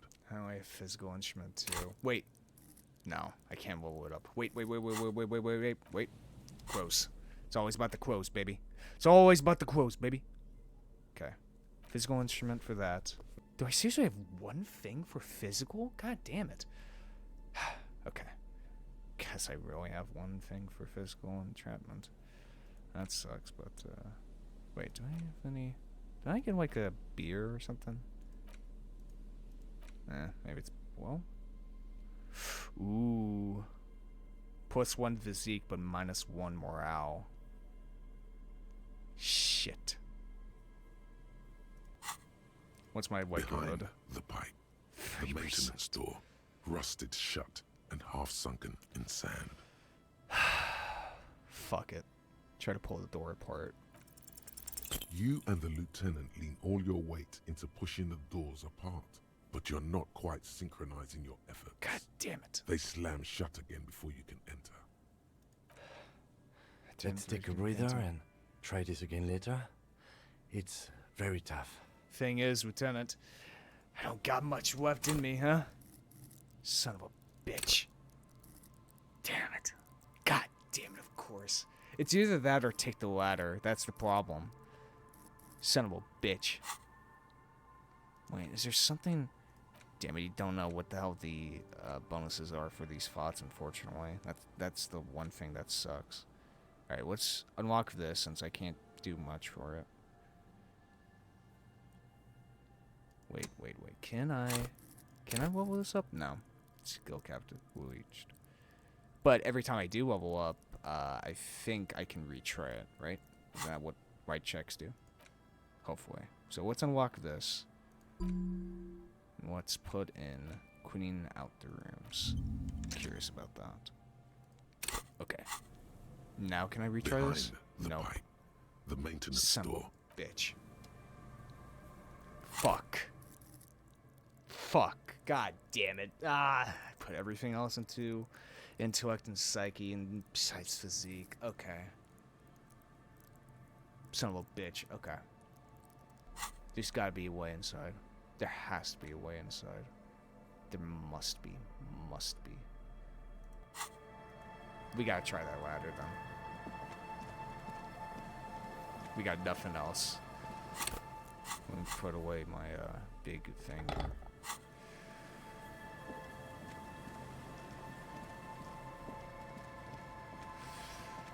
A rusty ladder leads to the rooftop. Some of the rungs are missing. Yeah, that doesn't look good at all. Assess the situation. The distances between the remaining rungs are rather wide. You'd have to use the mounting brackets. However, they seem corroded and the peeling rust is razor sharp. God damn it. In addition, the first rung is going to be tough to reach. It's what, 3 meters above the ground? And you're 180? 180 seems about right. Not to mention that the roof is collapsing and the wind gets pretty brutal up there. Dismounting from the ladder is going to be hard. Perhaps if you were to not climb the ladder. Instead, Ooh. what if you were to conceptualize climbing the ladder? Yeah, of course. Astral projection. Be open-minded about this. What if I don't climb? What if I just teleport? Teleportation is not a thing. Lieutenant seriously do stone-faced. Come on, Kim. Where's your adventurous spirit? This really has nothing to do with adventure. We are dealing with basic physics here. Won't hurt to try. Oh yes, it could hurt. A lot. Yeah. He is restraining himself from using a parental tone with you right now. 42. Son of a bitch, I should have put it into savoir faire. Okay. Teleport to the... There has to be quoting for savoir faire. Where is it? Where is it, damn it? I don't care. Just give me it. Composure? Nope. Interfacing. Encyclopedia. Drama. I know I had some... There we go. Savoir faire. Perfect. Better work. Empathy. Pain flushed hold. Inland Empire. Is there anything that gives me -1 savoir faire? This one. Take those off. Put on literally any other pants. Fucking... Let's put on... electric speed, conceptualization. Is it right away no other pants? I guess I'll put these on. I guess maybe. Yeah, just put those on. Don't want that. Okay.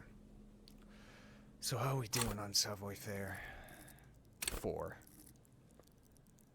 Son of a bitch. These are some wonderfully regular pants. Not too tight, not too loose, moderate in every sense. You'll blend right in at some pleasant dinner party. I like regular normal things. I know you do. These Inter-Isolari pants are like wearing a perfect compromise in your nether regions. No one will call the moral intern on you like this, that's for sure. You're a little more moralist now, buddy. Yeah. A little more normal, even if you didn't want to be. Yeah, I am, but The how's my rusty ladder chances? leads to the rooftop. 72. Okay, this is actually one of the time. 72.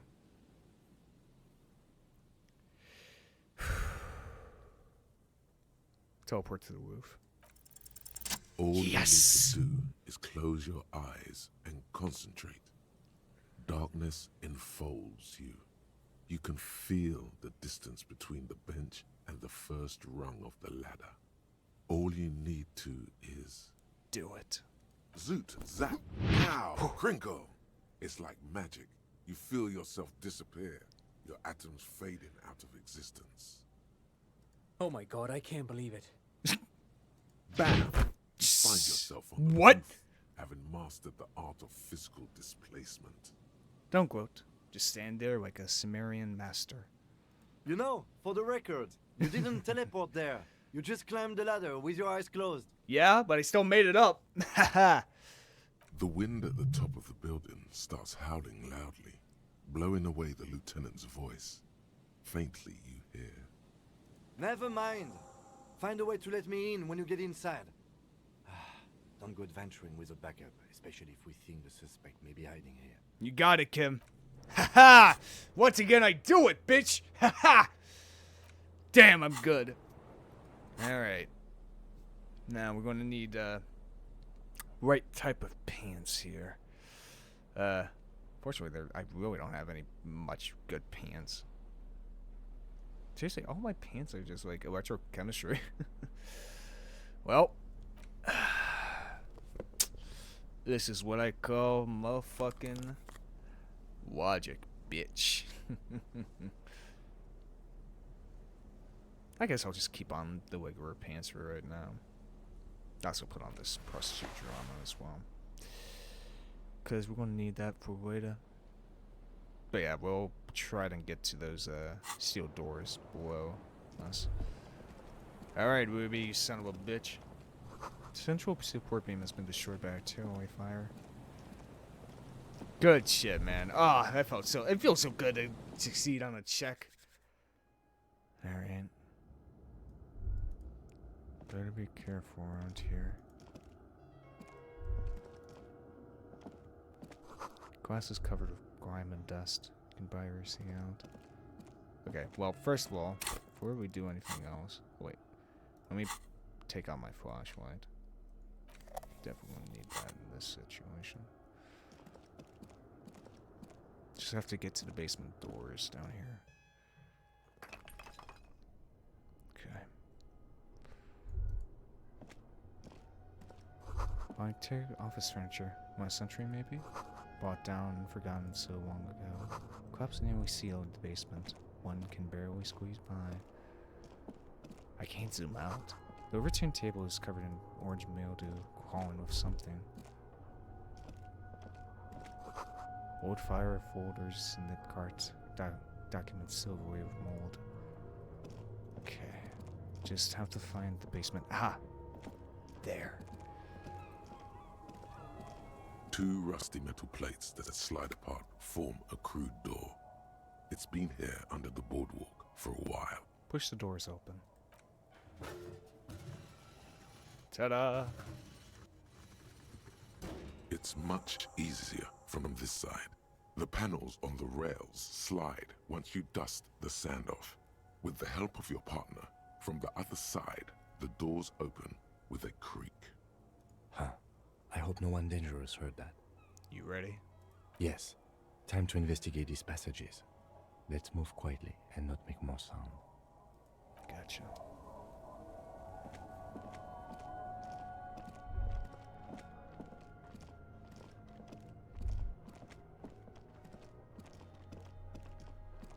Just anything in here. Series of thick, dusty planes of glass. Intercessory suit jacket. Plus one suggestion. Okay, this time I'm actually gonna walk around. Just checking all the places, any signs. The beam of the light, a crevice in the wall. Yeah, Ruby's been down here for a while. Okay, here we go, fellas. Footprints. Footprints in sand. One of the souls appears more worn than the other. There's something in the air, a natural buzzing. The tunnel collapsed. You have to find another way around. Okay, Ruby. Let's hope to God you're not going to be stupid and we can talk about this. I love that Kim's going in front of me. Oh shit. It's getting louder. The buzzing sound. There it is again, like a swarm of hornets buzzing under your scalp. A strange tingling you can almost smell. Lieutenant, do you feel something? No. What do you mean? A pain, a strange tingling. I don't feel it, but He looks at it beyond the arch. we should still be careful. There were footprints back there, and I'm pretty sure they were fresh. Saw them too. Footprints with the right sole worn smooth. Looks like our suspect. If she's in here, we need to plan our next step carefully. What do you mean? Once we detain a credible What's his suspect, voice? who knows what the Union and the Wild Pines will do? We'll set in motion events we have no control over. That is true. You will upset the balance of power in Martinez. The deadlock between the company and the Union will destabilize. Keep calm. Go over the whole situation in detail. We found out Everard's plan to take the harbor. Maybe we should tell Joyce about it? I leave that to your judgment. You already know what I think about cross-pollinating information like this. It's dangerous, but He just can't be sure. Maybe it will yield something useful. We've still got a date with the pigs and my gun. we absolutely cannot skip that appointment. His face is done. Consider that 100% confirmed. I fear you'll need your gun for this. Okay. His hand rests on his holster. It's not enough. You need a gun in your hand too. Oh. Your gun. How bad do you think things could get? Well, we are not responsible for what we can't predict, are we? I don't think the entire city will be razed to the ground. He smiles in the dark. Let's try not to worry, he thinks. If you can't predict it, there's nothing you could have done. It's that damn fucking pigs, and it's that fucking 2. What do you think is waiting for us there? I think I see a cavern. Lieutenant whispers. Maybe more echoes cellars? I think we've been careful enough. We still have the element of surprise. I wouldn't be so sure. You haven't exactly been sneaking. Or maybe not. He puts his hand to Either his way, lips. once we go deeper, there will be no turning back. Damn it, I want my gun. Mudded brown suit jacket, perfect for a day at the office or an evening at the cafe.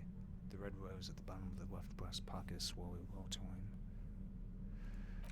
Where did you even get this one? No, Willie, who put that in the drawer? No further comments. Wear it at your own risk. Plus one, criminally insane.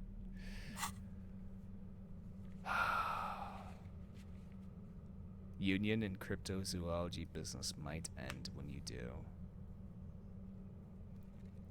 Damn it, I want my gun. Okay, right now it's 17. Okay. Son of a bitch, I want my gun. That's the problem. That's the one thing I want. But unfortunately, that's time.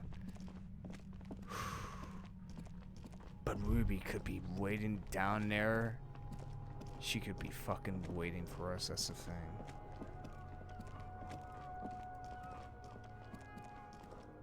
Aha. What the hell? Is that a... Sterile fabric smell and dust. No one swept here in months, maybe years. Revolutionary propaganda bunk bed. Ancient fires and brochures. These pots and plates are full of dust and spider webs. Same silk window you saw from outside. A mustachioed and mutton-chopped man, amateurishly depicted, gazes at you with sad eyes. The plaque reads, K. Mazov. There is a spider web in the lower left corner of the portrait. Brush the dust off the portrait. Years' worth of dust is shaken off. The full head of hair, matched by an ample moustache and sideburns, look a bit silly. Someone crouches, heels digging into wet sand. Hands sweep across the sand, grains sticking to the frayed skin of the fingertips. An old man sits on a slab of concrete and taps his fingers against the glass of a scope. You shudder. It's our Mazarov guy. This must have been the hiding place of some native leftist. Some radical or radicals were hiding out here. They left a long time ago. Long time ago. How long? Half a century. This was probably part of the network of defense posts the communards built against the amphibious landing. Hooks around. I think the purpose of this bunker was to produce propaganda. It would have had radio equipment back then, but that's all been looted. What's with all these secret weapon caches and secret bunkers? We have found a lot of those lately. I guess what most people think of as history tends to linger in rundown neighborhoods. Martinez being what it is, no one has gone through the trouble of cleaning out the old bunkers. Could one have stopped through here recently? You mean like Ruby? No, I think we've stumbled on a piece of history. He looks at the dust. What's over here? Ooh, revolutionary hat. Cool, cool. God, yeah, it's that one fucking thing of like, I need my gun. And you know, Kim has a point. Like, I should probably have my gun. But at the same time, I'm gonna have to wait until 12, but I mean, what can you do? Alright, Kim. In Ushlanka, with the Mazuan logo, a pair of deer antlers on silvery white front. Ears feel cuddled and cared for by the state. Okay, so when is the... Yep. 2:22. Okay. Well. We know where Ruby is. Pissing competition. Yes?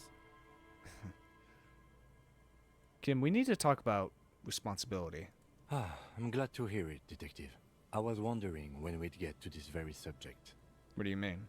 If you ask me, it's high time for you to set aside these frivolous side tasks and focus 100% of your energies on the case before us. Well, first of all, I can't do the main case, Kim. I have to get my gun first. No, I meant like la responsabilité. You know, the kind that gets assigned. Why are you pronouncing it like that gentleman from the Institute of Price Stabilité? You know what? Forget it. What specifically are you trying to assign responsibility for? Spread your arms wide. For this whole situation. Now I understand. Lieutenant nods his head gravely.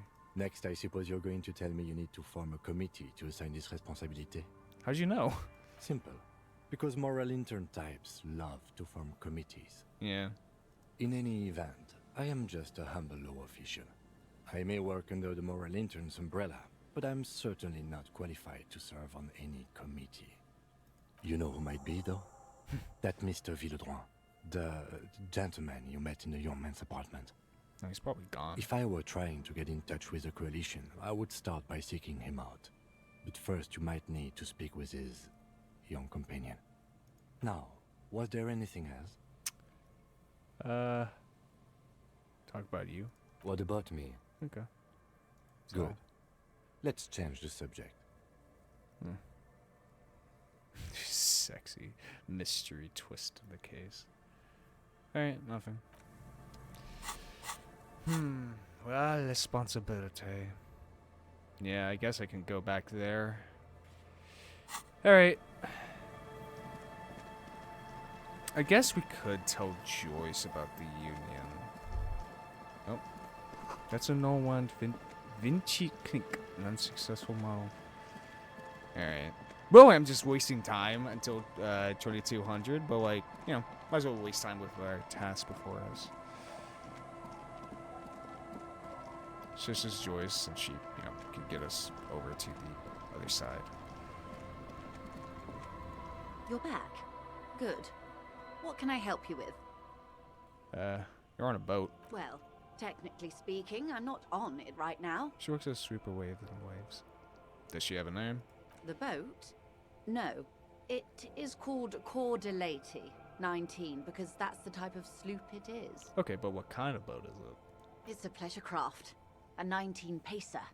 It also happens to be rated for Category 1 racing. Though these days I mainly use it for business. How do you like it? My sloop? I like it a lot. Her whips grow It's into the a eel's hips, baby. I'm enjoying this part of the interview. It has so little to do with the murder we're investigating. I really do, the lieutenant thinks. Is she thrown off yet?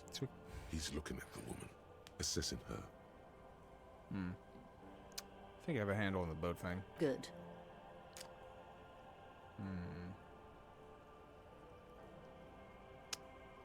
Strike at the harbor. Of course. Nothing.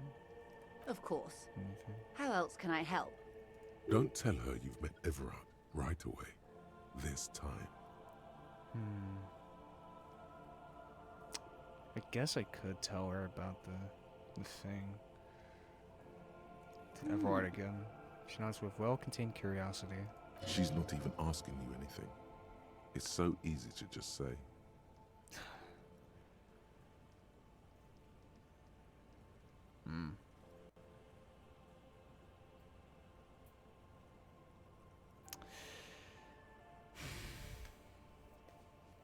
Who do I trust more? That's the real question of this. Do I trust the faceless conglomerate business more, or do I trust the man that hides his nefarious deeds under a placid smile, a fat man, quite literally in all actuality? We could get something useful from her. We could get something useful from Joyce. But the thing is, the mercenaries are rogue. They've gone rogue. Completely and utterly. Once we find Ruby... Oh, shit. This is a hard choice. Do I trust Everard? That's the real question. Who do I trust more? Do I trust the faceless conglomerate, or do I face the shady man that does things illegally in order to do good things in the end? Who do I trust more? Do I trust the Union, or do I trust Twin Pines? That's the real question I'm dealing with right now. Or I can just do this to get more information. And there's this whole situation with Ruby as well. And also, who the fuck killed the Colonel as well? We don't know. We don't even know who even did that, or who could possibly have done it either. That's the second problem here, of who exactly did it, of who took him out. I'm actually this is like, once I go through this, there's no going back. That's how I've dealt with this, really.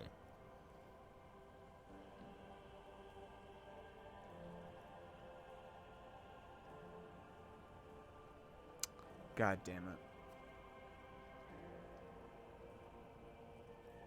But I've gotten to know everyone. I like Titus, and I like Worry. And they're in it with Everard. But the Union is a crime organization. There isn't... Is there a right choice here? There isn't. In life, there is no right choice. It's what you go with. What you think is right, honestly. I don't want there to be war. That's the thing. That's the thing I want to go for here. But I feel like no matter what, there is going to be a war here. The Union is fervent with their belief in their own individuality. Everett will not back down to Twin Pines. He will go down in a blaze of fucking glory for it. But the thing is, Twin Pines will go after them. That's the thing. Either way, when Everett does it, he's been preparing. Yes, he's been preparing all of this to fight against them. But either way, they'll just send more mercenaries. They have the power to do that. I'm just trying to justify it in my own head. God, this has been the longest minute ever. Fuck, man. Holy shit. God damn it. We could get more information and we could possibly... What is the one thing that will lead to less deaths? Taking down the mercenaries. The mercenaries just need to be taken out. They're a rogue cell. They need to be taken out. They're completely rogue. They don't give a shit what Twin Pines wants. Let's be honest here.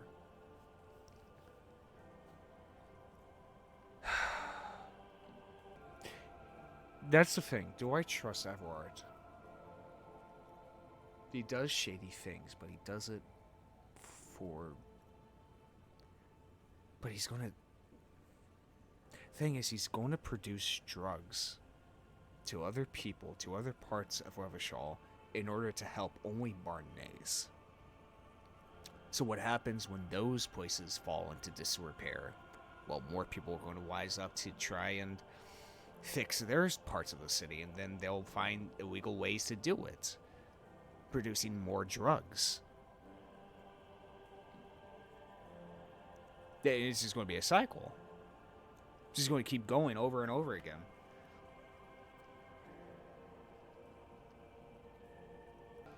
Man, this whole thing is a takeover. A takeover?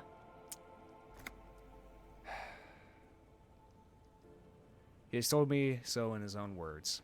He's taking it. He's also using the drug trade to finance the harbor. Taking it? She looks towards the colorful mountain crates, like toy blocks rising above Martinez. Green livery, changing into red, blot by blot. Like a cancer of the blood, metastasizing. Then we're talking about a war. Everett needs to let me into the harbor at once. We need to talk about this. He's ready for war.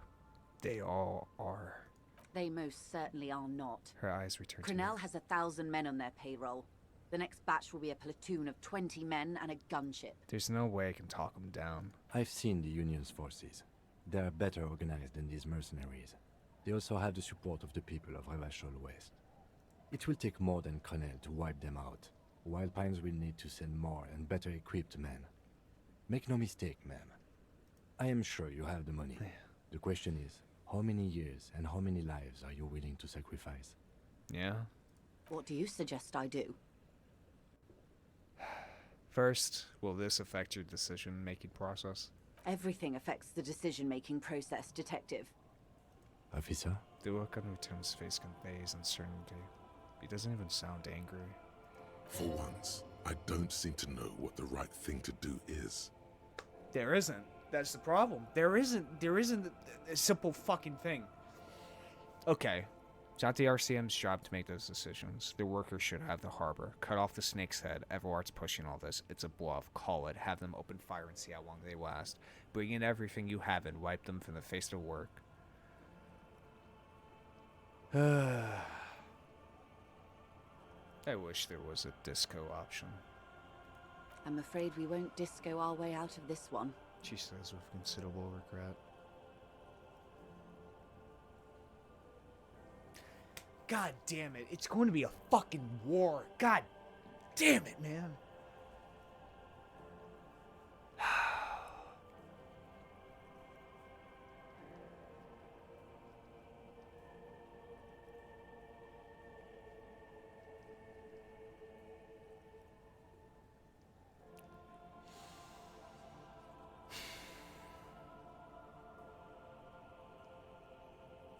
If we let them take the harbor, he's going to push the drug trade. If we go to war, deaths upon deaths, the entirety of Marnez might as well be just wiped off the face of the fucking world.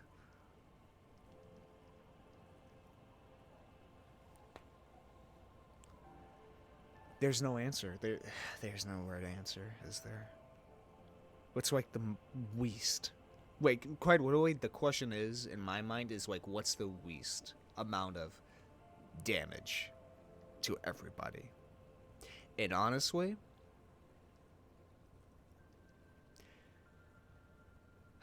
it's not a bluff. It's not. I don't think it's a bluff. Not this, no. Everard has helped way too many people. I don't think it is a bluff at all. Cut off the snake's head. Everard's pushing all this. Like the previous leaders of the Union were assassinated. I suspect by Everard and Edgar themselves. Yeah, she considers it. I admit there's some poetry in the idea, and like poetry, it's also useless. There would still be Edgar. They factored it in. The Union is them, and they are Martinez. So what are you gonna do? What will I do? She says, slowly looking around. Did I ever tell you how they discovered this Isola? During our reality lowdown? The wind blows, waves crashing in the distance. She crosses her arms and asks, no, ma'am. It may be the only break we've ever caught as a species. The last one for 400 years. Why? The nations who colonized this Isola called theirs Muindi, the world. It was all they knew, all they thought would be. That there would be something more was a gamble, akin to another world, or life after death. The Pale was thought to be impregnable, perpetual. She points Irene la northwest. Navigateur, the Queen of Suren, sent 8 expeditions, one after the other, into the mass at the edge of the world. 5 of the crews did not return. 2 did, but had lost their minds. 8 is a normal number. It was anything but normal. There was no precedent. People thought she was punishing the admirals, or had gone mad, or both. Until after years of trial and error, and the development of a strict psychological regime imitating the creation process of poetry. Called Volta Doma, or Return from the Sea. The 8th expedition returned sane and intact. They told of a new continent of matter. They told the Queen and her counselor, Dolores Day, that the Pale had begun to condense, day after day, hour after hour, minute after minute. Slowly raining down until it formed a vast ocean. The air is cold and scented with petrichor. There are rain circles on water all around. Humidity crawls up your back like a piano trill. Put your hand in the rain. So does the lieutenant. His mouth is slightly open as he looks to the sky. The droplets feel warm, like spring rain. This ocean? The phenomenon has never again been encountered. For a time, the crew thought they were experiencing a hallucination. The mass hand proclaimed, "Lancialind, Lancialind," the signal to wake up. But they could not. They were sane and conscious, as islands began to appear on the horizon. There are 78,000 uninhabited islands in the Insulindian archipelago, officer. The freckled face of God. She smiles. You've thought it a million times. After life, death. After death, life again. After the world, the Pale. After the Pale, the world again. A total shift She nods. in human comprehension of reality. On the second day, a great skua was shot down above the flagship Lizargique. The bird was preserved and brought back, along with pollen. 4 years later, the Queen's Counselor was proclaimed Her Innocence Dolores Day, the elected world spirit. The age of humanism, internationalism, and parliamentary rule followed. We were high. Leaving us here. On Caillou, She says her the reaction. pebble, The largest of the fertile, uninhabited islands of the northeast Insulindian archipelago. 4 centuries and 2 revolutions later, The great Suka was the first bird they saw? the first living, autonomous organism. Proof of reality. It's the symbol of Insulinde, detective. The coat of arms of the suzerain and the wings on the crest of the commune. They seem to have it in for it. Or it for me. I broke one. In your defense, it is a nasty creature who plucks food from the throats of lesser birds. Yet much like Revachol, it is also magnificent and rare. Imagine the suzerain of seagulls. And this was the last break we got. The nations of Mundi proceeded to discover 5 more Isolae. Or they discovered us. All in the rush of the great inter-Islary reconnection. But these others weren't uninhabited. We had to kill people there. Of course. Wipe out indigenous populations. Gunboat economies. Or they came to do the same for us. Or had done to each other. But here, She spreads her arms. there was no one but the Skua, the Liliat Saya, and the Blood Beach, and the River Esperance. It was the new world. The Mondials used it to amass the greatest concentration of wealth mankind has ever seen. Revachol, the suzerain. The only island not found via or taken via bloodshed. For it was just empty. What happened? Look around. Revolution. Poverty. And the mercurial rise of capitalism. She nods. It's raining. It is. She pulls the hood over her head. Soon it will be spring and everything will blossom. Hopefully. The gangs will run wild, It's taking almost the motor same every carriages, day. ferrying amphetamines through Coal City. Spring is tough in Revachol. What will you do? I will surrender Terminal B to the Union. Is that within your means? She puts her hand in the rain. She's silent for a second. We will see. It is well within her authority. It's been clear for some time Yeah. that this woman is more than she lets on. Good. Sure, let him take it. And we'll deal with the drug trade. Ma'am, this may well unravel property law this side of the river. If that occurs, we may never see the end of this kind of confrontation. The next time there will be 2 strikes, They then work 4, so then 100. What happens will happen. She takes the end of her Wayne-Swick hand and starts untightening the knot. The age of capital has only begun. I will talk to my employers in person. We will amputate and cauterize Martinez. If you handle the situation on the ground.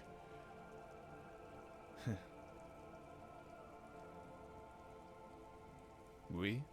She generally avoids that term with her employers. There are no employers. She's a member of the board. Probably a partner. You are the Wild Pines. There are no employers. You are the citizens' militia. There are no superiors. She turns to you, open hand.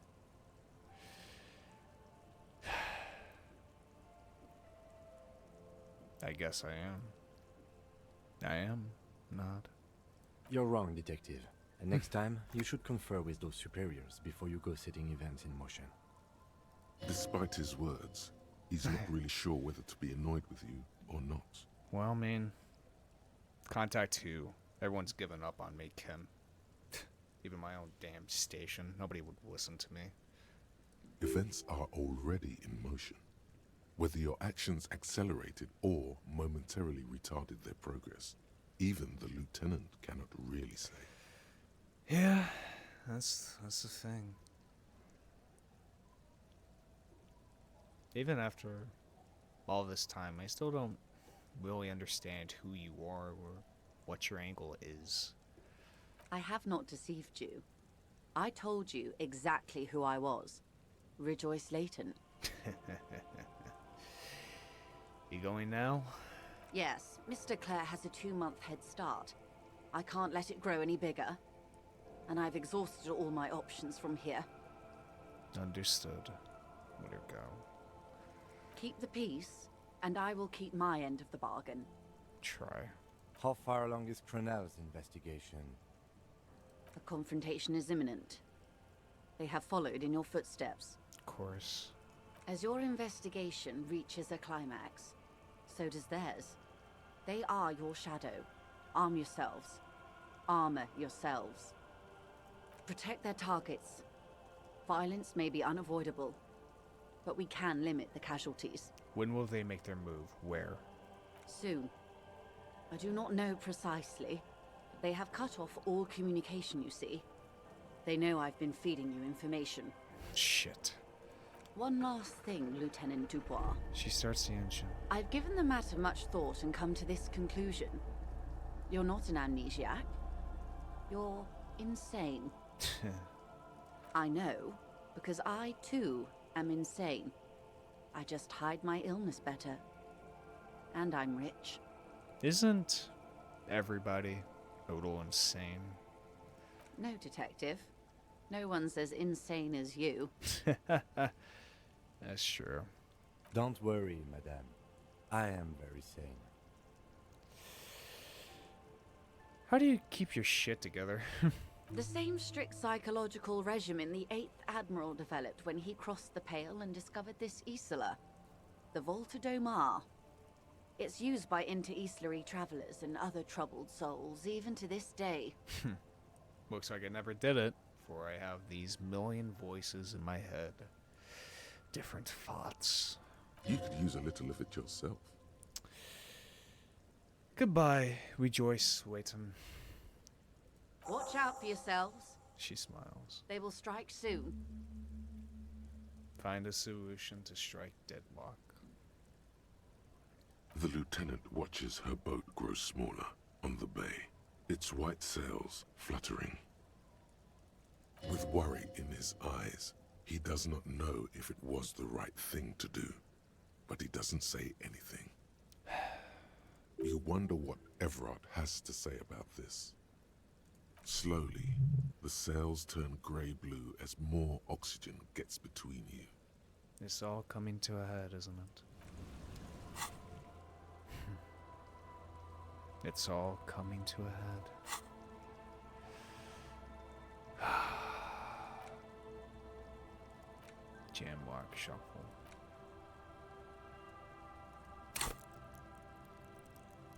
It's all coming to a head. It's all coming to a head. Closer and closer. Hand-eye coordination. Ready, aim, and fire. We're going to need that for the future. I think this is it, Kim. Once I get my gun, once we go below there,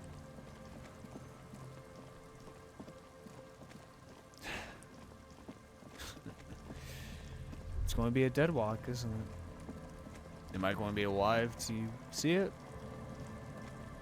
Who knows? Maybe. Maybe not.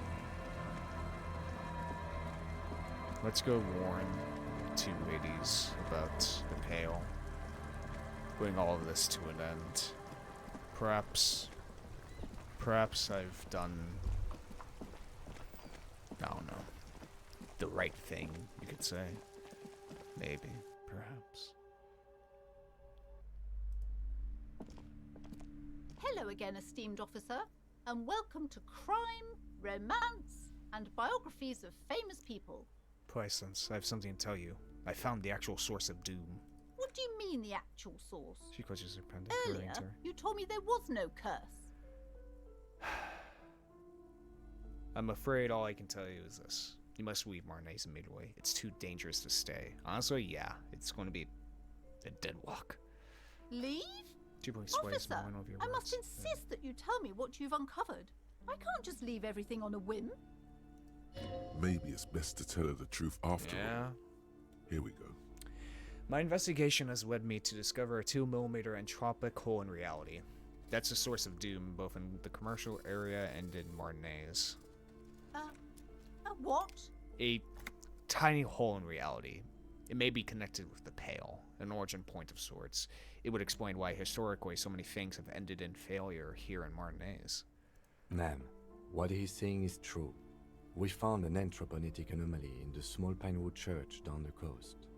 I don't mean to be an alarmist, and more research is needed, but it's not looking good. I just created another one. I've created a deadlock between the Union and Twin Pines, where neither side wins. Everything ends in failure in Martinaise. It all just ends in failure. But that's not in any of the ancient texts. How am I supposed to protect my bookstore from that? You can protect it with hope, by refusing to give up. That's what people have done in the past, by building a church, a place of worship around this thing. You're right, officer. I mustn't lose faith, especially now that Annette is finally settling in at school and making friends. She looks at her daughter. No, we can't just leave. Shop. Besides, didn't I have some Sailite hope catchers around here somewhere? I must find them. Everything will be all right if I can just find them. Thank you for your help in any case. You're welcome back here anytime. Maybe that's it. That's how you protect yourself from the Pale. You don't lose hope. It's kind of like the same thing as God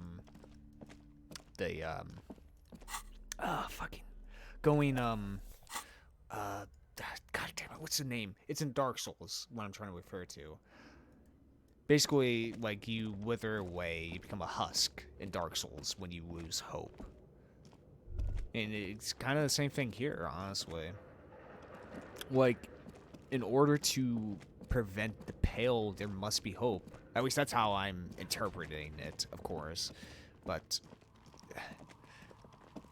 still. Oh, it's you again. Are you looking for a die? Ooh. Why hasn't her business failed? 72. A gust of cold air sweeps through the chimney. The stones and minerals on the shelves rattle as though agitated. For a moment, it almost feels as though you're outside the building, exposed to the atmosphere. This is still just a theory, but hear me out. I think I know why your business hasn't failed. Didn't we already talk about this? She asks, as the wind continues to seep in through the old cracks in the old chimney. It's because you're not in the same building as the others. This isn't technically the doomed commercial area. What are you talking about? She My says, address shaking is her head. exactly the same.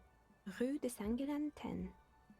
No, the old coal plant that used to be here was subsumed into the new venture. Its ruins swallowed up. Yet it has a different address in the heart of the city. No, this used to be a coal plant. Touch the safety curtains. You're in a chimney of another building.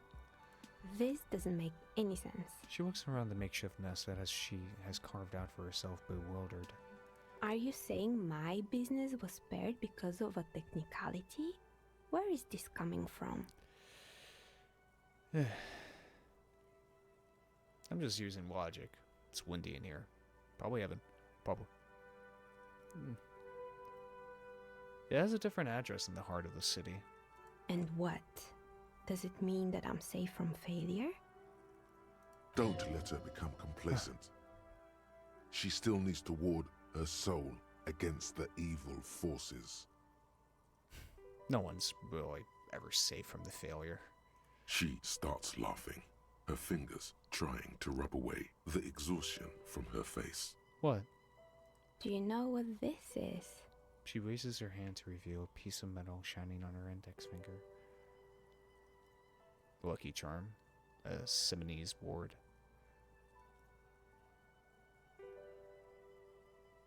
Looks like a regular piece of jewelry to me. It's a mourning ring. She I made this when my first company failed. It was a small jewelry shop right here in the East Delta Commerce Center, built with the little I inherited from my parents. I drove it into the ground within a year. I didn't have what you would call a viable business plan. Why are you telling me this? It wasn't just the jewelry shop either.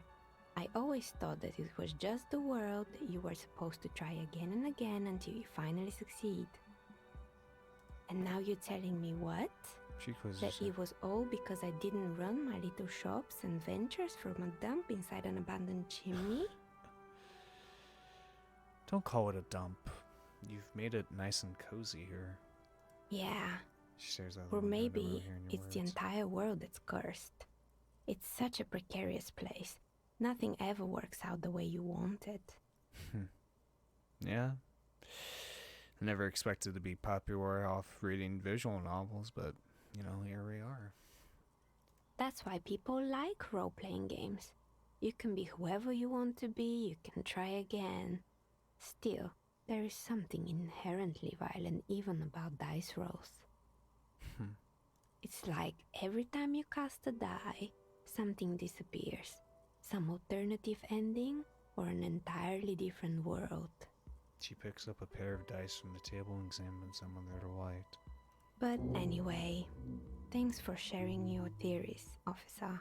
She gives you a tired smile. I think I found the actual source of the curse. You mean the curse that I'm spared of because I live outside its immediate reach? It's a bit more complicated than I first thought it would be. I'm listening. She leans back in her chair, his arms across her chest. Now I think about it. There's a 2mm hole in reality located in the church on the other side of the canal. I think it may be related to Pale. Excuse me? A 2mm She sits hole in up aggravated, reality? visibly This can't be agitated. true. I'm afraid it is, ma'am. Sona Lukanen Kilde, the former lead programmer of Fortress Accident, made the discovery. Yeah. Sona is involved in this? She appears to take this in while the chatter from her headphones continues unabated. So it's even worse than I thought. It's not just the commercial area that's cursed, it's the entire world. She looks outside the window where daylight has filled the yard.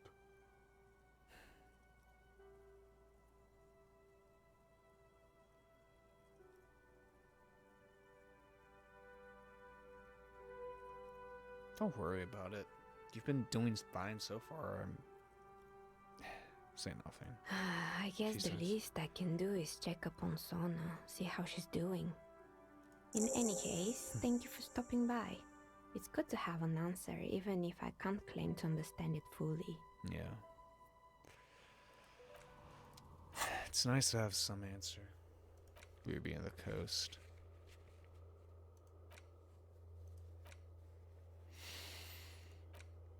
Tasks are getting lower and lower. It just keeps less and less tasks. We're getting to the end. We're getting so close to the fucking end here. Everything's wrapping up. We're finding, I guess, the source? The Pale.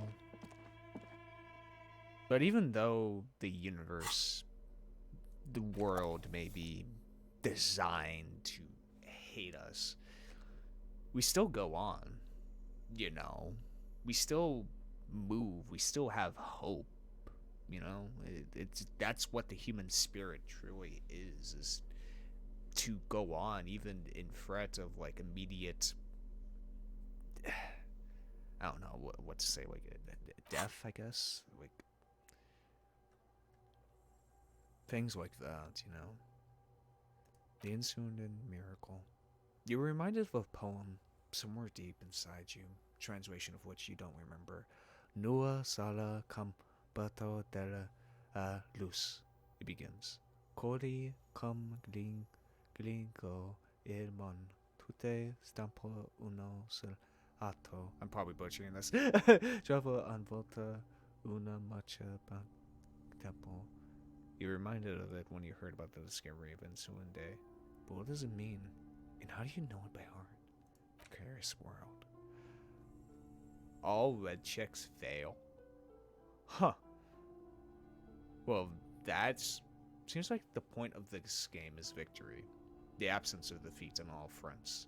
Victory in business ventures and creative undertakings. Victory in love and over other people. Political victory. Ideological victory. Hell, even sexual victory. Definitely a lot of object-based victories, too. Having things and not losing them. One problem, though. Not a lot of victors in sight. Everyone's mostly losing. Why is that?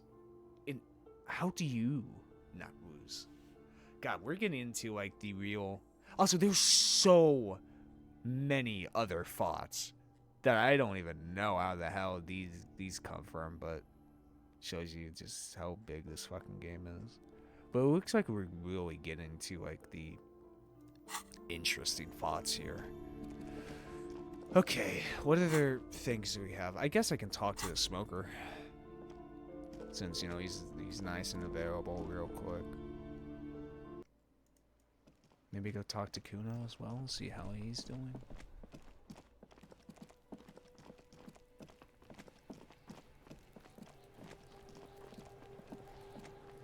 Fuck does Kuno care? I want to know what Kuno doesn't. I want to know what's Kuno's deal. I want to understand you, Kuno. Fuck does Kuno care? It's even. 58%. Go for it. It's not Kuno. It's Kuno S. Interesting. How? Kuno S is by far the worst of the two. Kuno has no problem being near you, but the other hides behind the fence, afraid for her life, like she's done something very bad. She came up with that psychopathic scheme of screaming for help before. Kuno just wanted to talk to you about his name. Kuno S was the one who wound him up and directed him. And why he's so depressed when Kuno's, you know, said, like, that's lame of him building his locust city. Also, Kuno hasn't stopped talking to you, even enjoys it from time to time. When you talk to the other one, it's like talking to a cornered animal. She only hisses and says murder was the case that they gave her. And then there's the fact that she's a girl and appears to be a little younger, certainly smaller, and yet Kuno is afraid of her. What's up with that, Kuno? All in all, Kuno respects madness.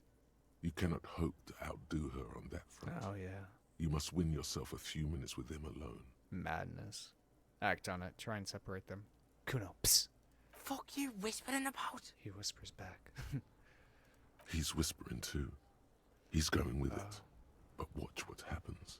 Yeah. Fuck you whispering about! Yep.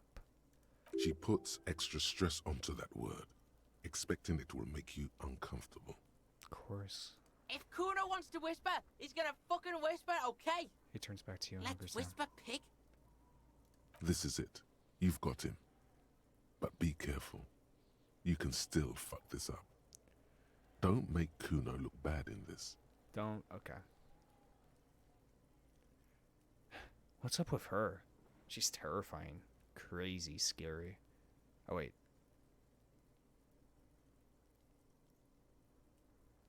No, that's like putting it on me. I'm not putting this on Kuno. Crazy scary. Yeah. Crazy? You don't know the half of it. She's not crazy. She's insane. Oh, dangerous. She's smoked a man.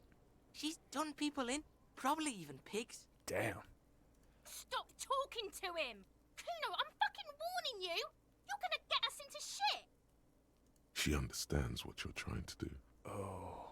Yo, see? Pops Did a second. Kuno not tell ya? Kuno told ya. Kuno talks to whoever he wants. Talk, pig.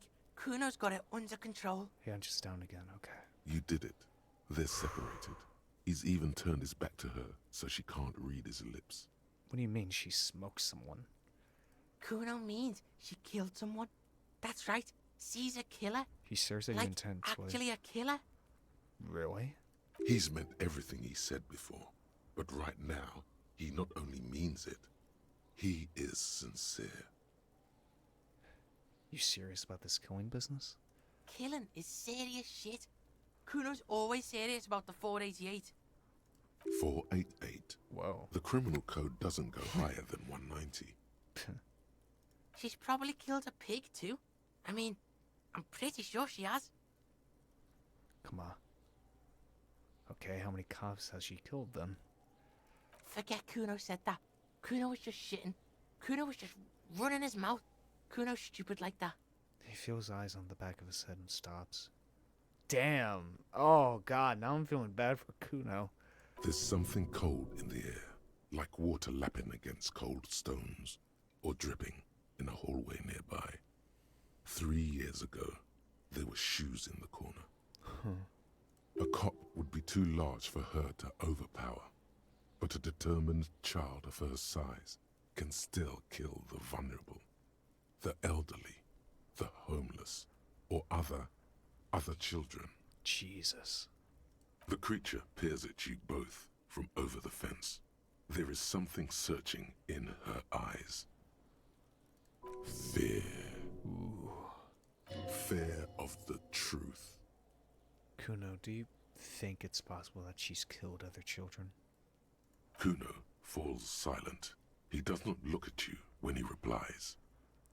Kuno, that's it. That's what Kuno is starting to think, yeah. You think she has anything to do with the dead man? Kuno wasn't around, and C was with Kuno. Told you this already. Where were you? Look, Kuno's gonna put you at ease. We didn't do it. Yeah, we know that. He speaks the truth, my liege. You said she's insane?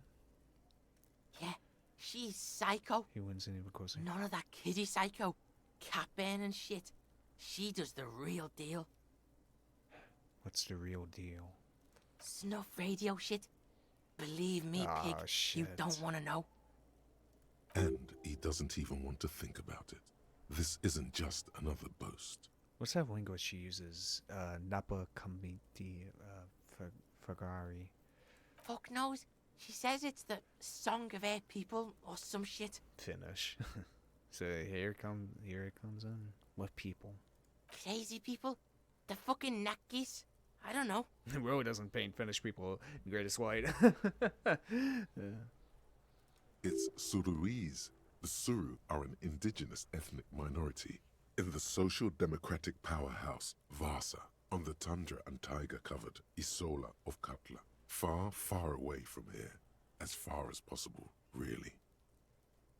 Do they have red-haired people there? You mean evil little red-haired people like her? Yes, they do. The Suruese have that ginger gene. Gingers don't have souls. This isn't important right now. Sure. Interesting things aren't important. Only your cop thing is. Shut up. Is she your sister? Fuck no, she's not my sister. She's just a stray who got in. Like a mad dog or some shit. Stray? Yeah, she was just there. He points at the apartment building behind the fence.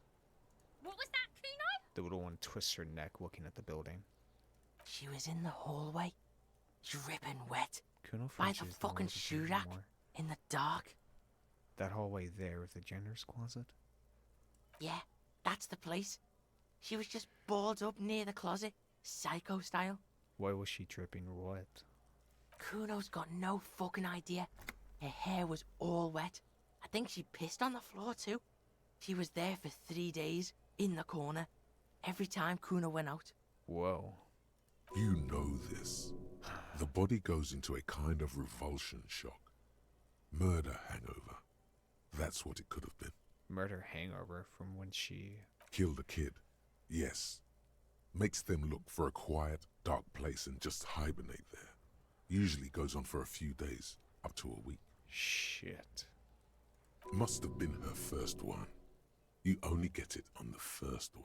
Turn to the conversation. You said she got in. How? I don't know. Looks like Someone left the door open. Kuno comes home. She's sleeping under the desk, under the pile of clothes, like a dog. What about your parents? Kuno's dad doesn't give a shit. Doesn't even see her there. Or thinks it's fucking Kuno. Points himself. Shit's all on Kuno. Wow. Kuno S. Two of a kind. Why is she called Kuna S then? Because she fucking looks like Kuno. You don't know her name? No one knows her name. Kuno told you, this shit was Psycho Killer. So you don't know. How are you dealing with all this? How's Kuno dealing? Kuno's dealing just fine. He doesn't need you fucking with any of it. C doesn't either. Kuno's got this shit under control. He spits through the gap in his front teeth.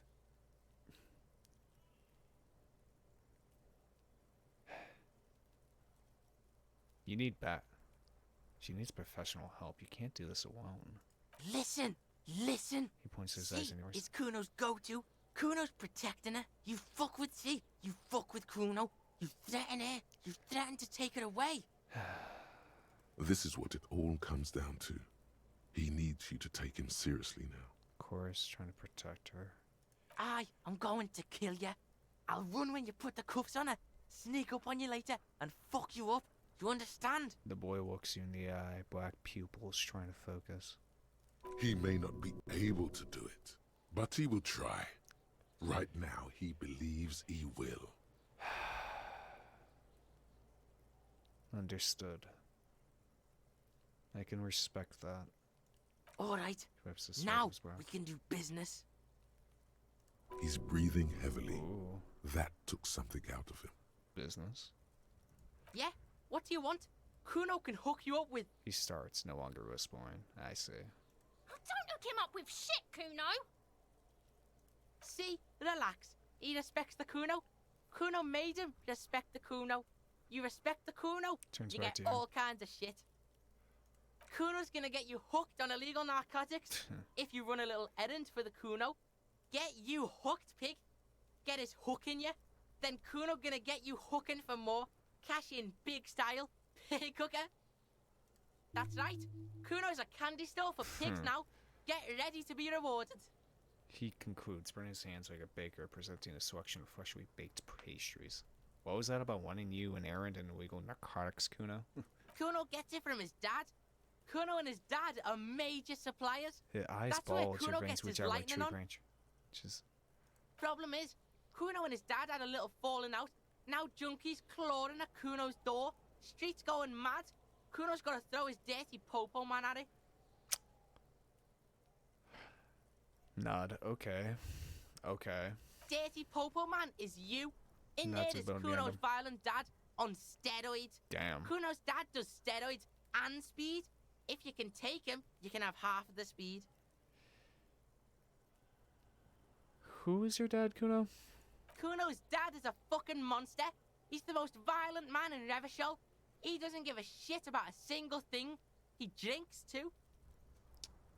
Okay. I've made up my mind, Kuno, and this is what's going to happen.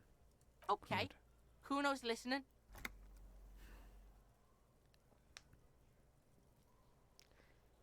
You need speed. I'm going in there, but not for the speed. I'm going after the most violent man in Levashal.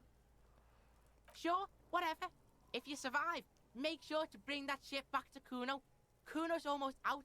You wouldn't like the Kuno when he's out. Of course. Just get in the apartment building. Kuno knows you already fucked your way in.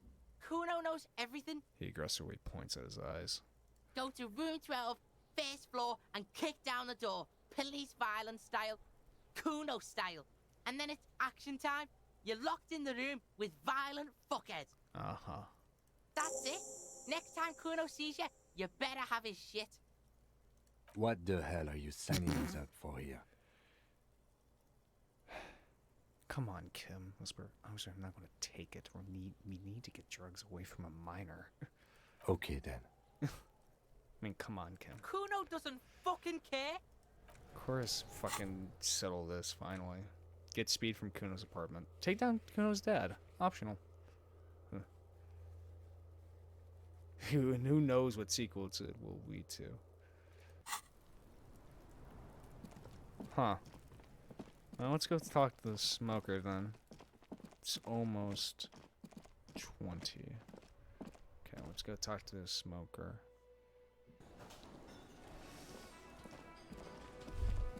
Oh. The theme on that pinball machine is a standard royalist theme, used on everything from pinball cabinets to full-flavor cigarettes. What are its hallmarks? Clinging to a picture book version of the past century, waiting for the king to come back and cast out all the profiteers and homosexuals. Basically, imagine a yellow plastic crown with a liquor brand emblazoned on it. The idea of a king in a century gone is pretty fascinating. The sentiment is called anti-centennial nostalgia, pining for a time before the turn of the century. It's common even now after 50 years. Anyway, Smoker. Hi again, Gendarme. I need to talk with your Sunday friend again. It's about committee business. Oh, a committee. He smiles. How interesting. And if I may ask, Gendarme, what is this committee about? He takes a measured drag of his cigarette. He's all bemused skepticism. Yeah. He doesn't actually care what you want with his friend. I'm really not at liberty to say. Oh, a big secret committee. I understand perfectly. His mouth forms a half smile. In any case, I would love to help. But the thing is, I don't know where he is. We don't talk about everything, you see. He gently taps the end of his cigarette with his forefinger. He might have mentioned something about making a tour of some historical sites up the coast. In an unofficial capacity, of course. Do you know when he'll be back? Not a clue. I'm not his agenda keeper, you see. Guess I'll have to look for him along the coast. I guess you will. Tips his head ever so slightly towards you. Composure. Bye-bye, Gendarme. I want to learn more about you, Smoker. But, yeah, I feel like this is a good stopping point right here, folks. Surprisingly, first episode where we're not going to end it starting the new day, since once we get that gun, we're going straight to Ruby. 100%. That's what we're going to do. We're going to get the gun, go to Ruby, and well, we're going to see what happens from there. But it really seems like everything's coming to head. I'm passing all the checks, the legendary marks and such. It's like we're getting ahead. We're almost there. We just need a little bit more, just a little tiny bit more, but God, it really does feel like we're getting close to the ending here. Maybe next episode will be the finale. Maybe it's 3 episodes from now. I actually do not know how long this game is. Who knows? But it feels like we're getting to it. So, yeah, if you guys enjoy this type of video, hit that subscribe button if you liked it, hit the like button, like something, put it down in the comments as well, check out the Discord server on it, or make sure to check the description below, and yeah, it's been Voidlego. I'll see you guys next time. See ya!